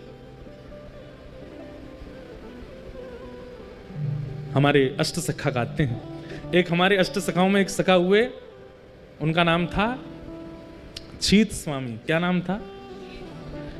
पहले इनका नाम था छीतू पंडा। क्या नाम था? ये बड़े उग्र स्वभाव के और मजाक मतलब संतों की उपहास करना, उनकी मजाक उड़ाना। उस काल में मथुरा आए थे हमारे श्री वल्लभाचार्य जी महाराज, और ये उनकी परीक्षा लेने के लिए गए थे। लेकिन जैसे ही महाप्रभु जी का दर्शन किया, दर्शन करते ही चित्त से सारे विकार खत्म हो गए, नेत्रों से आंसू गिरने लगे। छीत स्वामी जी ने एक पद गाया, और वही पद आज प्रकाशानंद जी के मुख से मानो प्रकट हो रहा हो महाप्रभु जी को देख करके। भई अब गिरधर सो पहचान, भई अब गिरधर सो पहचान, भई अब गिरधर सो पहचान, भई अब गिरधर सो पहचान। मतलब रसिक जनों के दर्शन बिना पढ़े बिना सुने, केवल दर्शन से ठाकुर जी के अपने आप पहचान होने लग गई। ठाकुर जी अपने आप समझ में आने लगे। कहां इतनी कथाएं, इतने प्रवचन सुनने के बाद भी ठाकुर जी का अनुभव नहीं होता, लेकिन एक रसिक की दृष्टि मात्र पढ़ने से ठाकुर जी से पहचान होने लगी। छीत स्वामी जी कह रहे हैं, मैंने कोई साधन नहीं किया, मैंने यमुना स्नान नहीं किया, मैंने कभी जाप नहीं किया, लेकिन इनके सामने बैठने मात्र से मुझे ठाकुर जी के रूप का बोध हो गया। तब उन्होंने ये गाया, भाई अब गिरधर सो पहचान, भाई अब गिरधर सो पहचान। कपट रूप छलवे को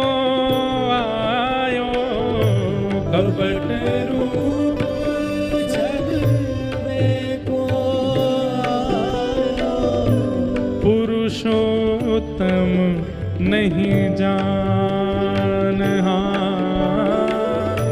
पुरुषोत्तम नहीं जान। भई अब गिरधर सो पहचान, भई अब गिरधर सो पहचान, भई अब गिरधर सो पहचान, भई अब गिरधर सो पहचान। छोटो बड़ो कछु नहीं जान्यो, छोटो बड़ो कछु नहीं जानो, छाए रहो अज्ञान, छाए रहो अज्ञान। जीत स्वामी जी कहते हैं मैंने छोटे बड़े को कभी पहचाना नहीं, कौन प्रणाम करने योग्य है, कौन मित्र बनाने योग्य है, कौन त्यागने योग्य है, इनका बोध मुझे नहीं हुआ था। लेकिन इनके सामने बैठते ही मुझे अब दिखाई दे रहा है, मेरे मित्र जिनके संग में रहता हूं ये संग रहने लायक नहीं है, और जिन जिन का मैंने उपहास किया, जिन जिन की मैंने निंदा की, वो सब प्रणम्य थे। आज मुझे बोध हो गया है इनको देखने के बाद। ये महापुरुषों के दर्शन से होता है कि आपको विवेक बुद्धि जागृत हो जाती है।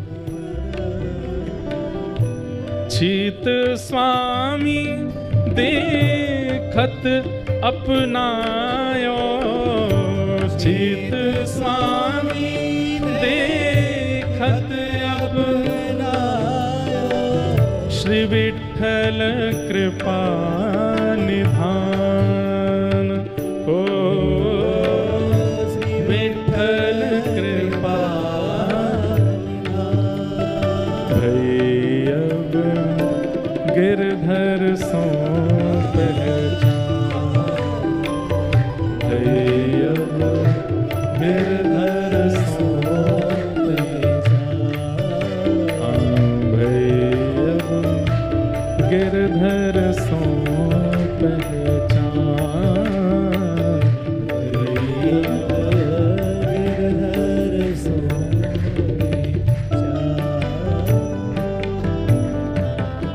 यही स्थिति हुई है प्रकाशानंद जी की। महाप्रभु जी को देख करके क्रोध विरोध तो सब भूल भाल गए, नीचे बैठ गए और सामने बस देख रहे हैं अपलक नेत्रों से। मुख से कृष्ण नाम ध्वनि निकल रही है, नेत्रों से अश्रुपात हो रहा है। लेकिन थोड़ी देर बाद अपने आप को समझाने लगे, ये सब माया है, ये जादूगर है, इसने जादू कर दिया, टोना कर दिया मेरे ऊपर। लेकिन दर्शन का कुछ तो प्रभाव होता। प्रभाव क्या हुआ कि वाणी में शीलता आ गई। चाह तो रहे थे कि मैं थोड़ा कठोर बोलूं, कुछ गड़बड़ बोलूं, कुछ उल्टा सीधा बोलूं, लेकिन बोल क्या रहे हैं, कैसे हो आप, ठीक हैं, आप ऊपर नहीं विराज रहे, नीचे ही बैठ रहे। और खुद मन में सोच रहे मैं इतना प्रेम से क्यों बात कर रहा हूं। वो सोच रहे मुझे तो क्रोध करना है, मुझे तो चिल्लाना है इनके ऊपर, लेकिन अब अपने वश में नहीं है। ये होता है रसिकों के दर्शन से। महाप्रभु जी बोले आपकी सबकी कृपा है। प्रकाशानंद जी बोलने लगे मैं आपसे एक शिकायत करना चाहता हूं। बोले क्या? सन्यासियों को इतना नाचना नहीं चाहिए, आप इतना रोते हो, इतना ज्यादा अच्छी बात नहीं है ये। अरे सन्यासी तो पूरे विश्व को ज्ञान देता है, उसकी रहनी उसकी करनी से लोग प्रभावित होते हैं। आप क्या करते हैं इतना? मुझे लगता है आप पढ़ते नहीं हो, आपको पढ़ना चाहिए।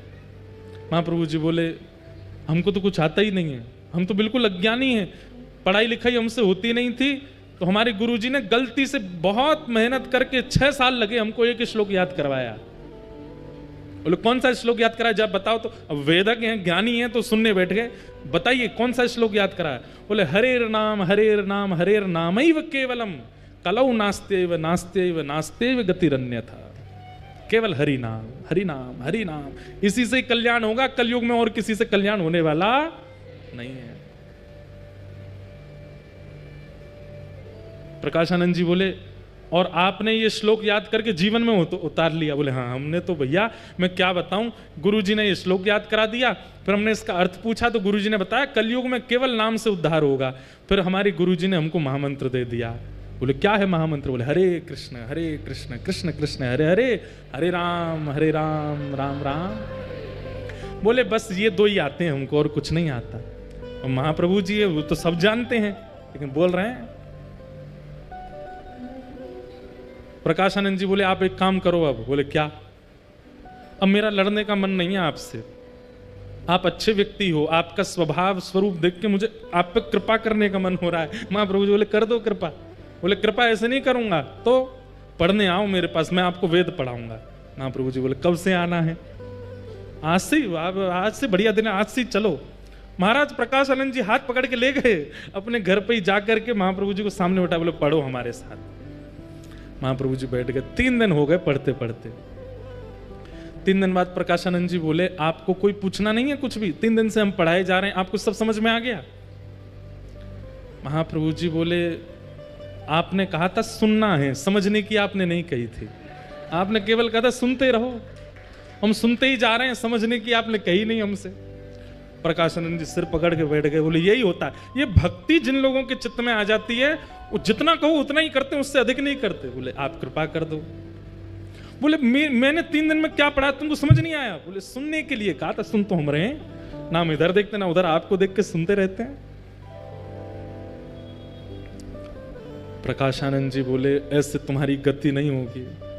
बोले कैसे गति होगी? बोले इसको समझो भी। 3 दिन और पढ़ाया। 3 दिन बाद बोले अब समझ में आया। बोले अब हमको समझ नहीं आ रहा, हमारे गुरुजी पढ़ा पढ़ा के हार गए, वो नहीं समझा पाए, आप क्या समझाओगे हमको? बोले इतनी सरल भाषा में बोल रहा हूं फिर भी आपको समझ नहीं आ रहा। अरे ये तो शंकराचार्य जी की वाणी है, ये तो समझ में आनी चाहिए आपको, आद्य गुरु शंकराचार्य कह रहे हैं। महाप्रभु जी कहते हैं सुनिए सुनिए मेरी बात सुनिए।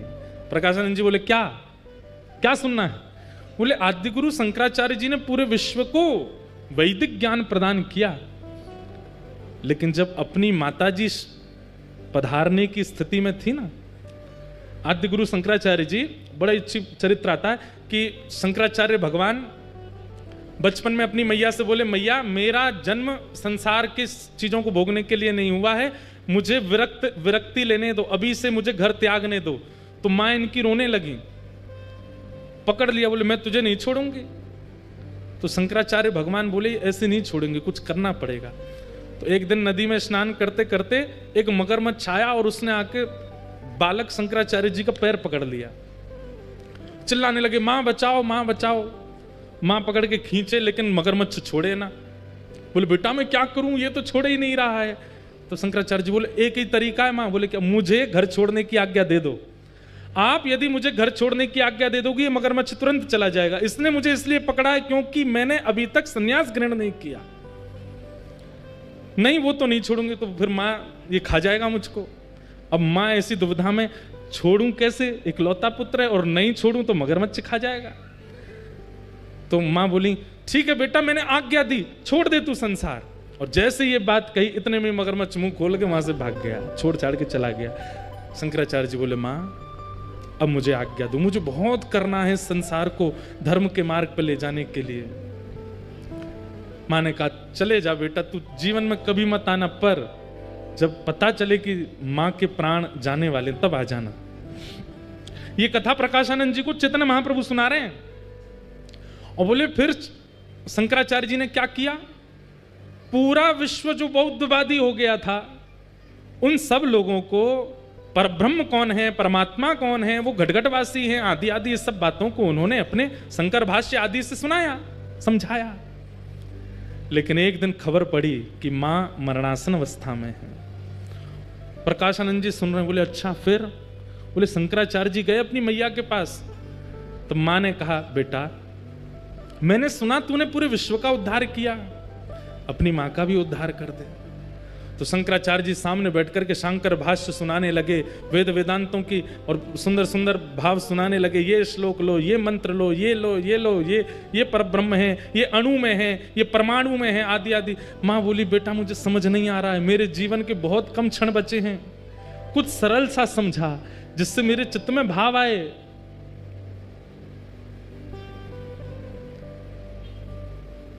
तब पता है प्रकाशानंद शंकराचार्य जी ने क्या सुनाया? बोले क्या सुनाया? बोले श्री कृष्णाष्टकम। भजे ब्रजैकमण्डलं समस्तपाप खण्डनं सुभक्तचित्तरञ्जनं सदैव नन्दनन्दनं सुपीच्छगुच्छमस्तकम, जो पीली पीली पाग अपने सिर पर धारण करते हैं, सुनाद वेणुहस्तकम अनंगरंग सागरम नमामि कृष्ण नाम। और ये सुनते सुनते शंकराचार्य जी सुनाते सुनाते रो रहे हैं, और सुनते सुनते मां के नेत्रों से अश्रु निकले और भगवत धाम की प्राप्ति हो गई। अपनी स्वयं की जन्मदात्री मां के लिए शंकराचार्य जी कृष्णाष्टकम गाते, और आप मेरे को यहां पे वेद वेदांत पढ़ाने बैठ गए हो। गति तो कृष्ण नाम से ही होगी प्रकाशानंद जी। प्रकाशानंद जी बोले इसका प्रमाण दो मुझको, तो प्रमाण दे दिया। बोले वहां लिखा है, इस बात का प्रमाण दो, उसका प्रमाण दे दिया। बोले नाम से गति होगी, इसका प्रमाण दो, प्रमाण दे दिया। प्रमाण प्रमाण प्रमाण प्रमाण, इतने प्रमाण दे दिए प्रकाशानंद जी को। लेकिन कुतर्की व्यक्ति के प्रमाणों से काम नहीं चलते, वो तो इसका भी प्रमाण लेके आओ। तो चैतन्य महाप्रभु को क्रोध आया, और जैसे ही आवेश में क्रोध आया, षड्भुज रूप धारण करके चैतन्य महाप्रभु प्रकट हो गए सामने। बोले तुझे प्रमाण चाहिए, देख प्रमाण, मैं ही प्रमाण हूं। और राम कृष्ण युक्त जब महाप्रभु जी का दर्शन किया, हाथ में धनुष बाण लगे हैं, कर में वंशी लगी है, जब षड्भुज रूप का दर्शन किया, बस एक क्षण के लिए दर्शन दे करके महाप्रभु जी ने तुरंत अपने भाव को अपने अंदर व्यवस्थित किया और चले गए वहां से। प्रकाशानंद जी तो रो रो के बुरा हाल हो गया उनका। बोले कि ये सामान्य नहीं है, ये साधारण नहीं है, ये कोई टोना टोटका जादूगर नहीं है, ये तो साक्षात श्री कृष्ण है, ये साक्षात श्री राम है, ये साक्षात परमात्मा ही इनके चित्त में विराजमान है। मैं इनको सामान्य पुरुष समझ रहा हूं।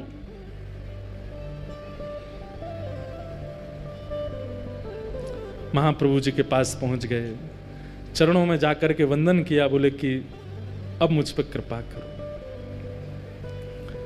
मैंने वेद वेदांत उपनिषद किसी को नहीं छोड़ा, सब पढ़ लिख करके विद्वान बन गया, लेकिन मैं आज इतनी वृद्धावस्था में अनुभव कर रहा हूं कि मेरी तो अधोगति हो रही है।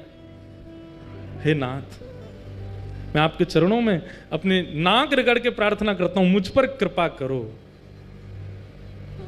चैतन्य महाप्रभु ने प्रकाशानंद जी की ओर देखा। बोले अब एक ही कृपा है। बोले क्या? हम जो कहें वो करो। बोले क्या करना है? बोले इसी वक्त सब छोड़ के वृंदावन चले जाओ, श्रीधाम वृंदावन की प्राप्ति कर लो। और श्री वृंदावन में जाकर के वहां आपको रूप गोस्वामी मिलेंगे, सनातन गोस्वामी मिलेंगे, मधु पंडित मिलेंगे, आदि आदि सब मिलेंगे। हमारे रूप गोस्वामी जी ने श्री गोविंद देव जी को प्रकट किया है, सनातन जी को मदन मोहन जी मिले हैं, मधु पंडित को गोपीनाथ जी मिले हैं। आपके ही परिवार का एक बालक गोपाल भट्ट, जिसका नाम सुनकर के आप इतने बौखला गए थे, वह भी आएगा वृंदावन, और उसके यहां भी ठाकुर जी प्रकट होंगे। आप उससे पहले वृंदावन जाइए और श्री वृंदावन की महिमा पर अपनी कलम चलाइए, वृंदावन की महिमा को प्रकट करो। प्रकाशानंद जी ने चरणों में प्रणाम करके कहा कि हे महाराज, मैं वृंदावन जा रहा हूं। वृंदावन का नाम सुनते ही नेत्र सजल हो गए। मैं वृंदावन जा रहा हूं, लेकिन मुझे पुनः आपके दर्शन कैसे होंगे? बोले कोई नहीं, गोपाल भट्ट जब आएंगे वृंदावन और एक दिन उनकी विरह वेदना होगी चित्त में, और तभी उनके सेवित शालिग्राम जी से राधा रमण लाल जी प्रकट होंगे। उन राधा रमण जी को ही देखते रहना, कभी कभी मेरा अनुभव हो जाएगा। गौर होले राधा रमण, उनमें ही मेरे भाव का दर्शन आपको हो जाएगा। अब शरीर से मेरा दर्शन आपको दोबारा नहीं होगा, वृंदावन जाओ। और श्री प्रकाशानंद जी महाराज वृंदावन के लिए निकले, चरणों में प्रणाम करके बोले पहले मेरा नाम बदलो, ये प्रकाशानंद नाम ही हटा दो, इसने मेरा सर्वनाश ही किया है, मेरा नाम बदल दीजिए। चैतन्य महाप्रभु ने कह दिया, बोले प्रकाश की आवश्यकता वृंदावन में किसी और से नहीं, वहां तो नित्य प्रकाश रहता है, इसलिए प्रकाशानंद नहीं, अब प्रबोधानंद जाएंगे वृंदावन। और प्रबोधानंद जी को वृंदावन भेजा, जिन्होंने वृंदावन की रस भी थी और कुंज गलियों में जाकर के वृंदावन महिमामृत ग्रंथ की रचना की। बोले वृंदावन बिहारी लाल की जय। ऐसे श्री धाम वृंदावन का प्राकट्य श्री प्रबोधानंद जी ने किया। किशोरी जी की कृपा से ब्रज मिल जाएगा, सहचरियों की कृपा से वास मिल जाएगा, पर वृंदावन के अनुभव तो किसी रसिक की कृपा से ही होंगे। अगर रसिक की कृपा नहीं भई तो वृंदावन का अनुभव हो पाना अति मुश्किल है, अति दुष्कर है। ऐसे वृंदावन महिमा में यही घटना घटी श्री हरिराम व्यास जी के साथ। उन्हें तो स्वयं महादेव ने भेजा। अच्छा, एक बात तो है, जिसको वृंदावन अनुभव करने की इच्छा हो ना, रसिकों की सेवा करने, एक बार काशी जरूर हुआ ना। वो काशी से ही आते हैं सवरे। ये देखो हरिराम व्यास जी भी काशी गए तभी वृंदावन आए। चैतन्य महाप्रभु ने रूप गोस्वामी जी को भी काशी से ही भेजा। फिर षड गोस्वामियों में भी एक गोस्वामी जी काशी से ही आए। फिर उसके बाद अभी प्रकाशानंद जी, प्रबोधानंद जी बनकर के भी काशी से आए। लोग बाग इस बात का बड़ा खंडन करते हैं, कई लोग मुझे बहुत बड़ा भला भी बोलते हैं, लेकिन ये बात प्रमाणित है कि असली बात तो हमने कही नहीं कि काशी में बैठे जो हमारे महादेव हैं वही कृपा करके ब्रज रस प्रदान करते हैं। महादेव जब अनुग्रह करते हैं, महादेव जब अति कृपा करते हैं, तब वृंदावन रस को उपहार रूप में भेंट करते हैं। काशी में जाकर के पहले अपनी दर्शन करके महादेव को परखवाए आओ कि हम हैं कि नहीं वृंदावन के लायक। महादेव यदि चुन लेंगे तो फिर रसिकों की कृपा हो जाएगी, वृंदावन रस की प्राप्ति हो जाएगी। ऐसे श्री धाम वृंदावन का रस है। उस रस बीते में हम आप सब लोग आनंद कर रहे हैं। हम 2-3 पद सोच साच के आए थे, लेकिन वो होता ही नहीं है जो सोच के आते हैं। तो एक पद तो गा दें, फिर उसके बाद कथा को विश्राम की ओर ले चलेंगे।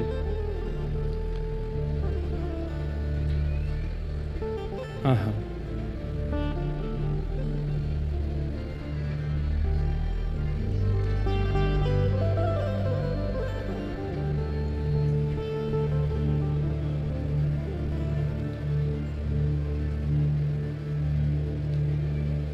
भोरी सखी जी का पद है। श्री वृंदावन तो ही करूं प्रणाम, वृंदावन तो ही करूं प्रणाम, श्री वृंदावन तो ही करूं प्रणाम,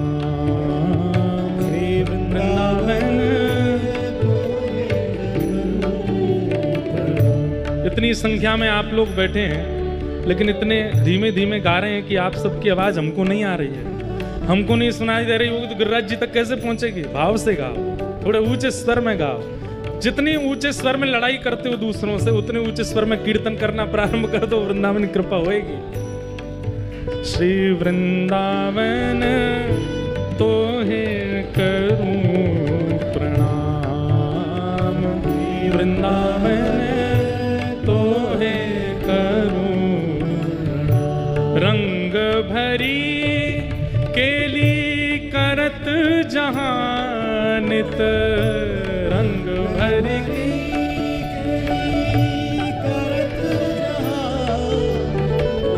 रंग भर केली नित करत जहानित, रंग भर केली नित करत जहानित, नित रंग भरे श्याम श्याम, ओ नित रंग भरे श्याम श्याम, श्री वृंदावन तो हे करूं प्रणाम, श्री वृंदावन तो हे करूं। कैसा है वृंदावन, जहां नित्य श्यामा श्याम केली करते हैं रंग में भर करके, ऐसे वृंदावन को हम प्रणाम करते हैं। और रंग भरो जमुना तट सुंदर, रंग भरो जमुना तट सुंदर, रंग भरे राजत धाम, रंग भरे राजत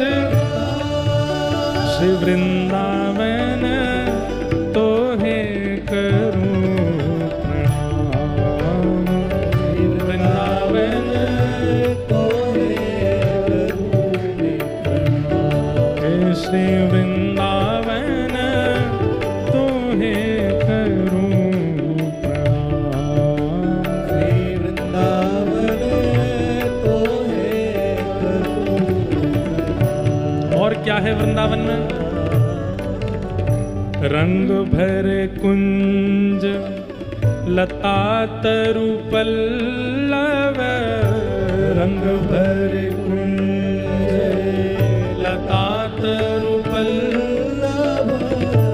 शोभा अति अभिराम। शोभा अति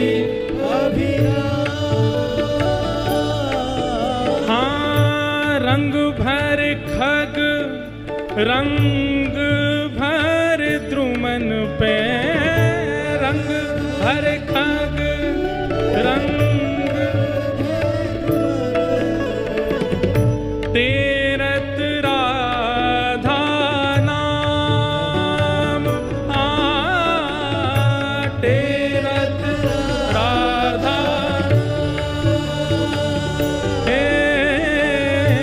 तेरत राधा नाम। तेरत राधा नाम। श्री वृंदावन तो है करूं प्रणाम। श्री वृंदावन तो है करूं प्रणाम। श्री वृंदावन तो है करूं प्रणाम। श्री वृंदावन तो है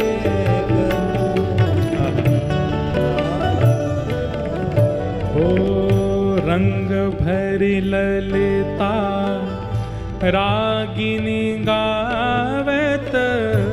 रंग भरी ललिता रागिनी गावत।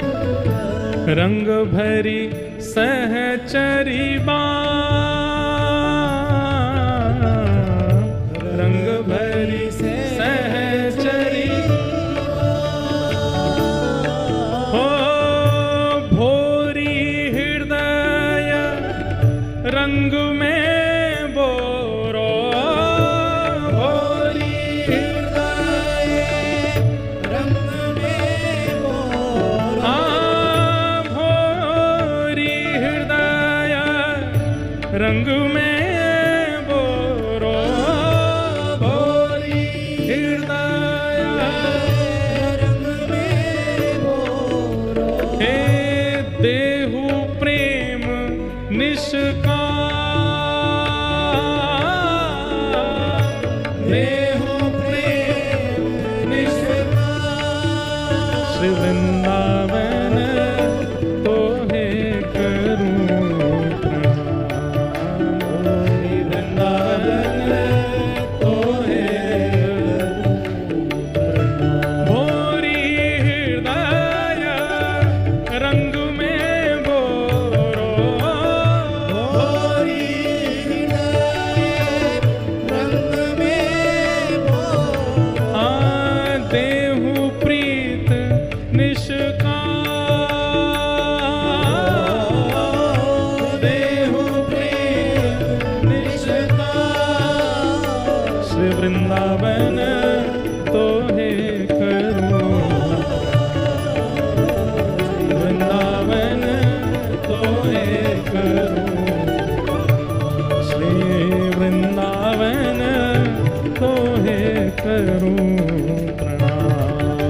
श्री वृंदावन तो है करूं प्रणाम। वृंदावन वृंदावन वृंदावन रहो रे। वृंदावन वृंदावन वृंदावन रहो रे। वृंदावन वृंदावन वृंदावन कहो रे। वृंदावन वृंदावन वृंदावन कहो रे। वृंदावन वृंदावन वृंदावन कहो रे।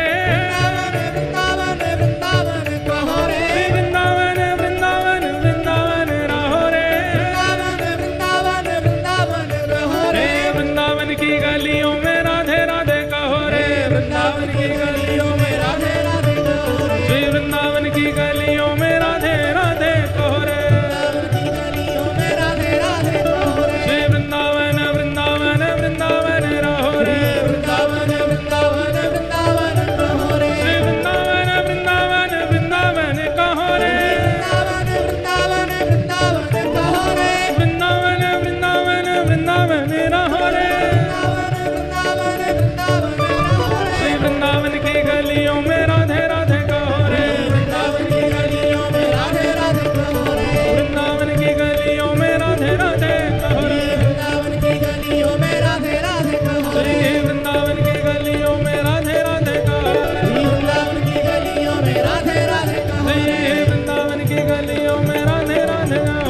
वृंदावन की गलियों में राधे राधे कहो रे।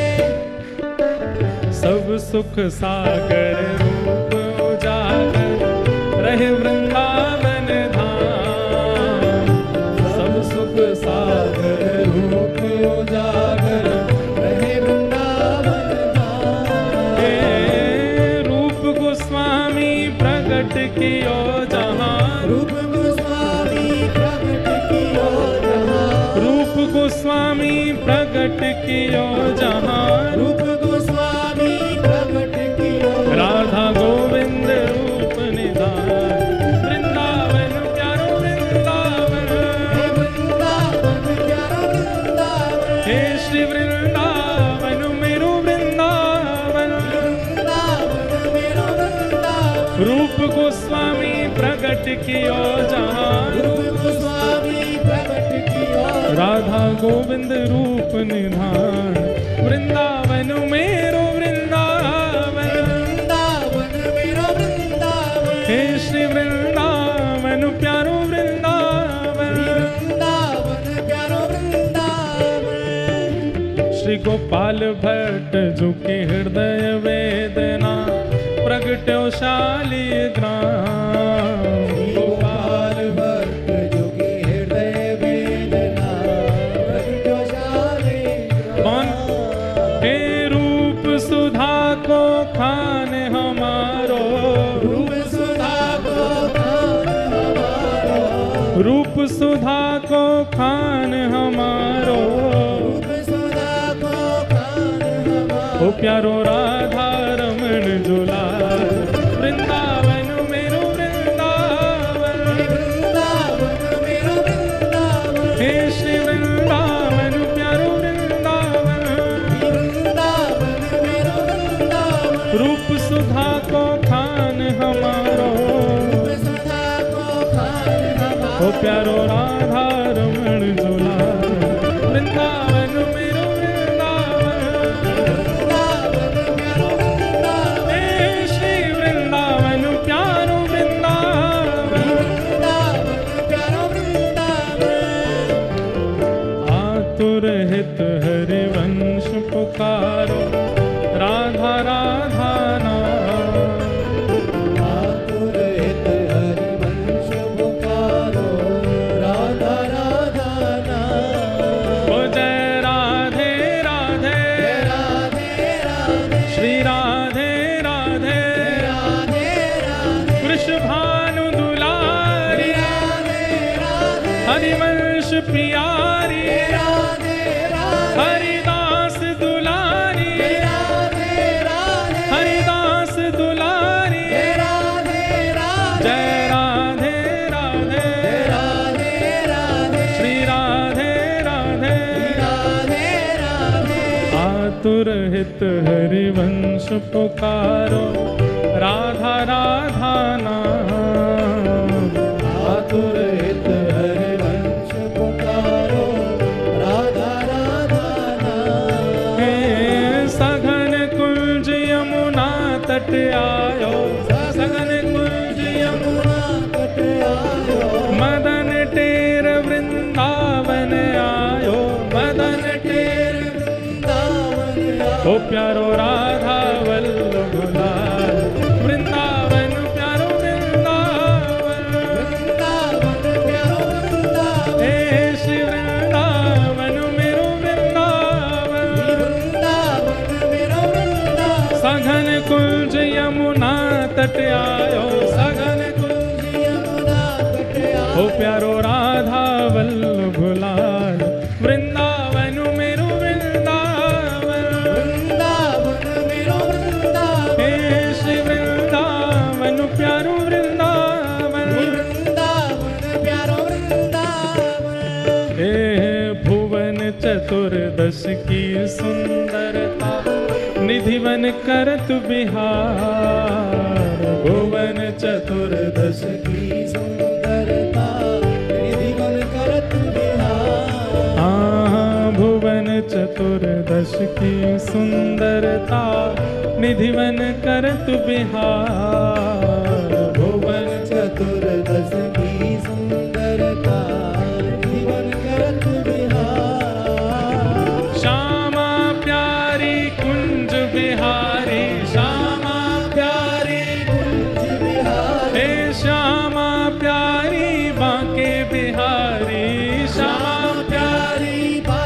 बिहारी। और जय जय श्री हरिदास वृंदावन प्यारो वृंदावन। प्यारो वृंदावन। हे श्री वृंदावन मेरो वृंदावन। वृंदावन प्यारो वृंदावन। श्यामा प्यारी कुंज बिहारी। श्यामा प्यारी कुंज बिहारी। हे श्यामा प्यारी कुंज बिहारी। श्री हरिदास मुरारी। श्यामा प्यारी कुंज बिहारी। श्री हरिदास मुरारी। श्यामा प्यारी कुंज बिहारी। श्री हरिदास मुरारी। श्यामा प्यारी कुंज बिहारी। श्री हरिदास मुरारी। हे श्यामा प्यारी कुंज बिहारी। श्री हरिदास मुरारी। श्यामा प्यारी कुंज बिहारी। श्री हरिदास मुरारी। हे श्यामा प्यारी कुंज बिहारी। श्यामा प्यारी कुंज बिहारी। और जय जय श्री हरिदास वृंदावन प्यारो वृंदावन। वृंदावन प्यारो वृंदावन। हे श्री वृंदावन मेरो वृंदावन। वृंदावन प्यारो वृंदावन। जिनकी कृपा से रस प्रगट्यो वृंदावन अभिराम। जिनकी कृपा से है रस प्रगट्यो वृंदावन अभिराम। सप्त निधिन को ही उजियारो। अपने दिन को ही उजियारो। यह आनंद करवावे वारो। यह आनंद करवावे वारो। आज हम सबको मिलवावे वारो। हम सबको मिलवावे वारो। गोवर्धन में बुलावे वारो। गोवर्धन में बुझा उठा के हे हमारो गिरधर लाल वृंदावन प्यारो वृंदावन। वृंदावन प्यारो वृंदावन। हे श्री वृंदावन प्यारो वृंदावन। वृंदावन प्यारो वृंदावन। यह आनंद करवावे वारो। आनंद करवावे वारो। हे हमारो गिरधर लाल वृंदावन मेरो वृंदावन। वृंदावन प्यारो वृंदावन। हे श्री वृंदावन प्यारो वृंदावन। वृंदावन प्यारो वृंदावन। जय राधे राधे राधे राधे। श्री राधे राधे राधे राधे। बरसाने वारी राधे राधे। तीरथ सुत प्यारी राधे राधे। श्री कृष्ण पियारी राधे राधे। रस बरसावे वारी। राधे राधे। जय राधे राधे राधे राधे। श्री राधे राधे राधे राधे। जय राधे राधे राधे राधे। जय राधे राधे राधे राधे। हरिदास दुलारी राधे राधे। हरिवंश प्यारी राधे राधे। हरिदास दुलारी राधे राधे। हरिवंश प्यारी राधे राधे। जय राधे राधे जय राधे राधे जय राधे राधे राधे राधे राधे। जय जय राधे राधे राधे राधे राधे। जय जय श्री राम जय जय श्री राम जय जय श्री राम। बोलो वृंदावन बिहारी लाल की। श्री राधा रमण लाल की। श्री राधा वल्लभ लाल की। गोवर्धन नाथ की। पूछ री के लौटा की हो प्यार। क्या बात है वंशी वारे श्याम। बैठ जाओ, अभी कथा और सुनानी है, बैठो। बड़े खुश है गए कि अब तो छुट्टी मिल गई हमें, हैं? वृंदावन प्यारो गा दियो तो मतलब अब जानो, बैठ जाओ, अभी और कथा सुनानी है हमें आपको। ऐसे वृंदावन भाव में युक्त श्री प्रकाशानंद जी महाराज प्रबोधानंद बनकर के वृंदावन आए और महाप्रभु जी की कृपा से उनको वृंदावन का अनुभव हुआ और वृंदावन का उन्होंने प्रकाश किया। बोलो वृंदावन बिहारी लाल की जय। जयदेव महाप्रभु एक पंक्ति गाते हैं मंगल गीत में। कालिया विषधारा गंजन जनरंजन जनरंजन। सब लोग गाओ। हे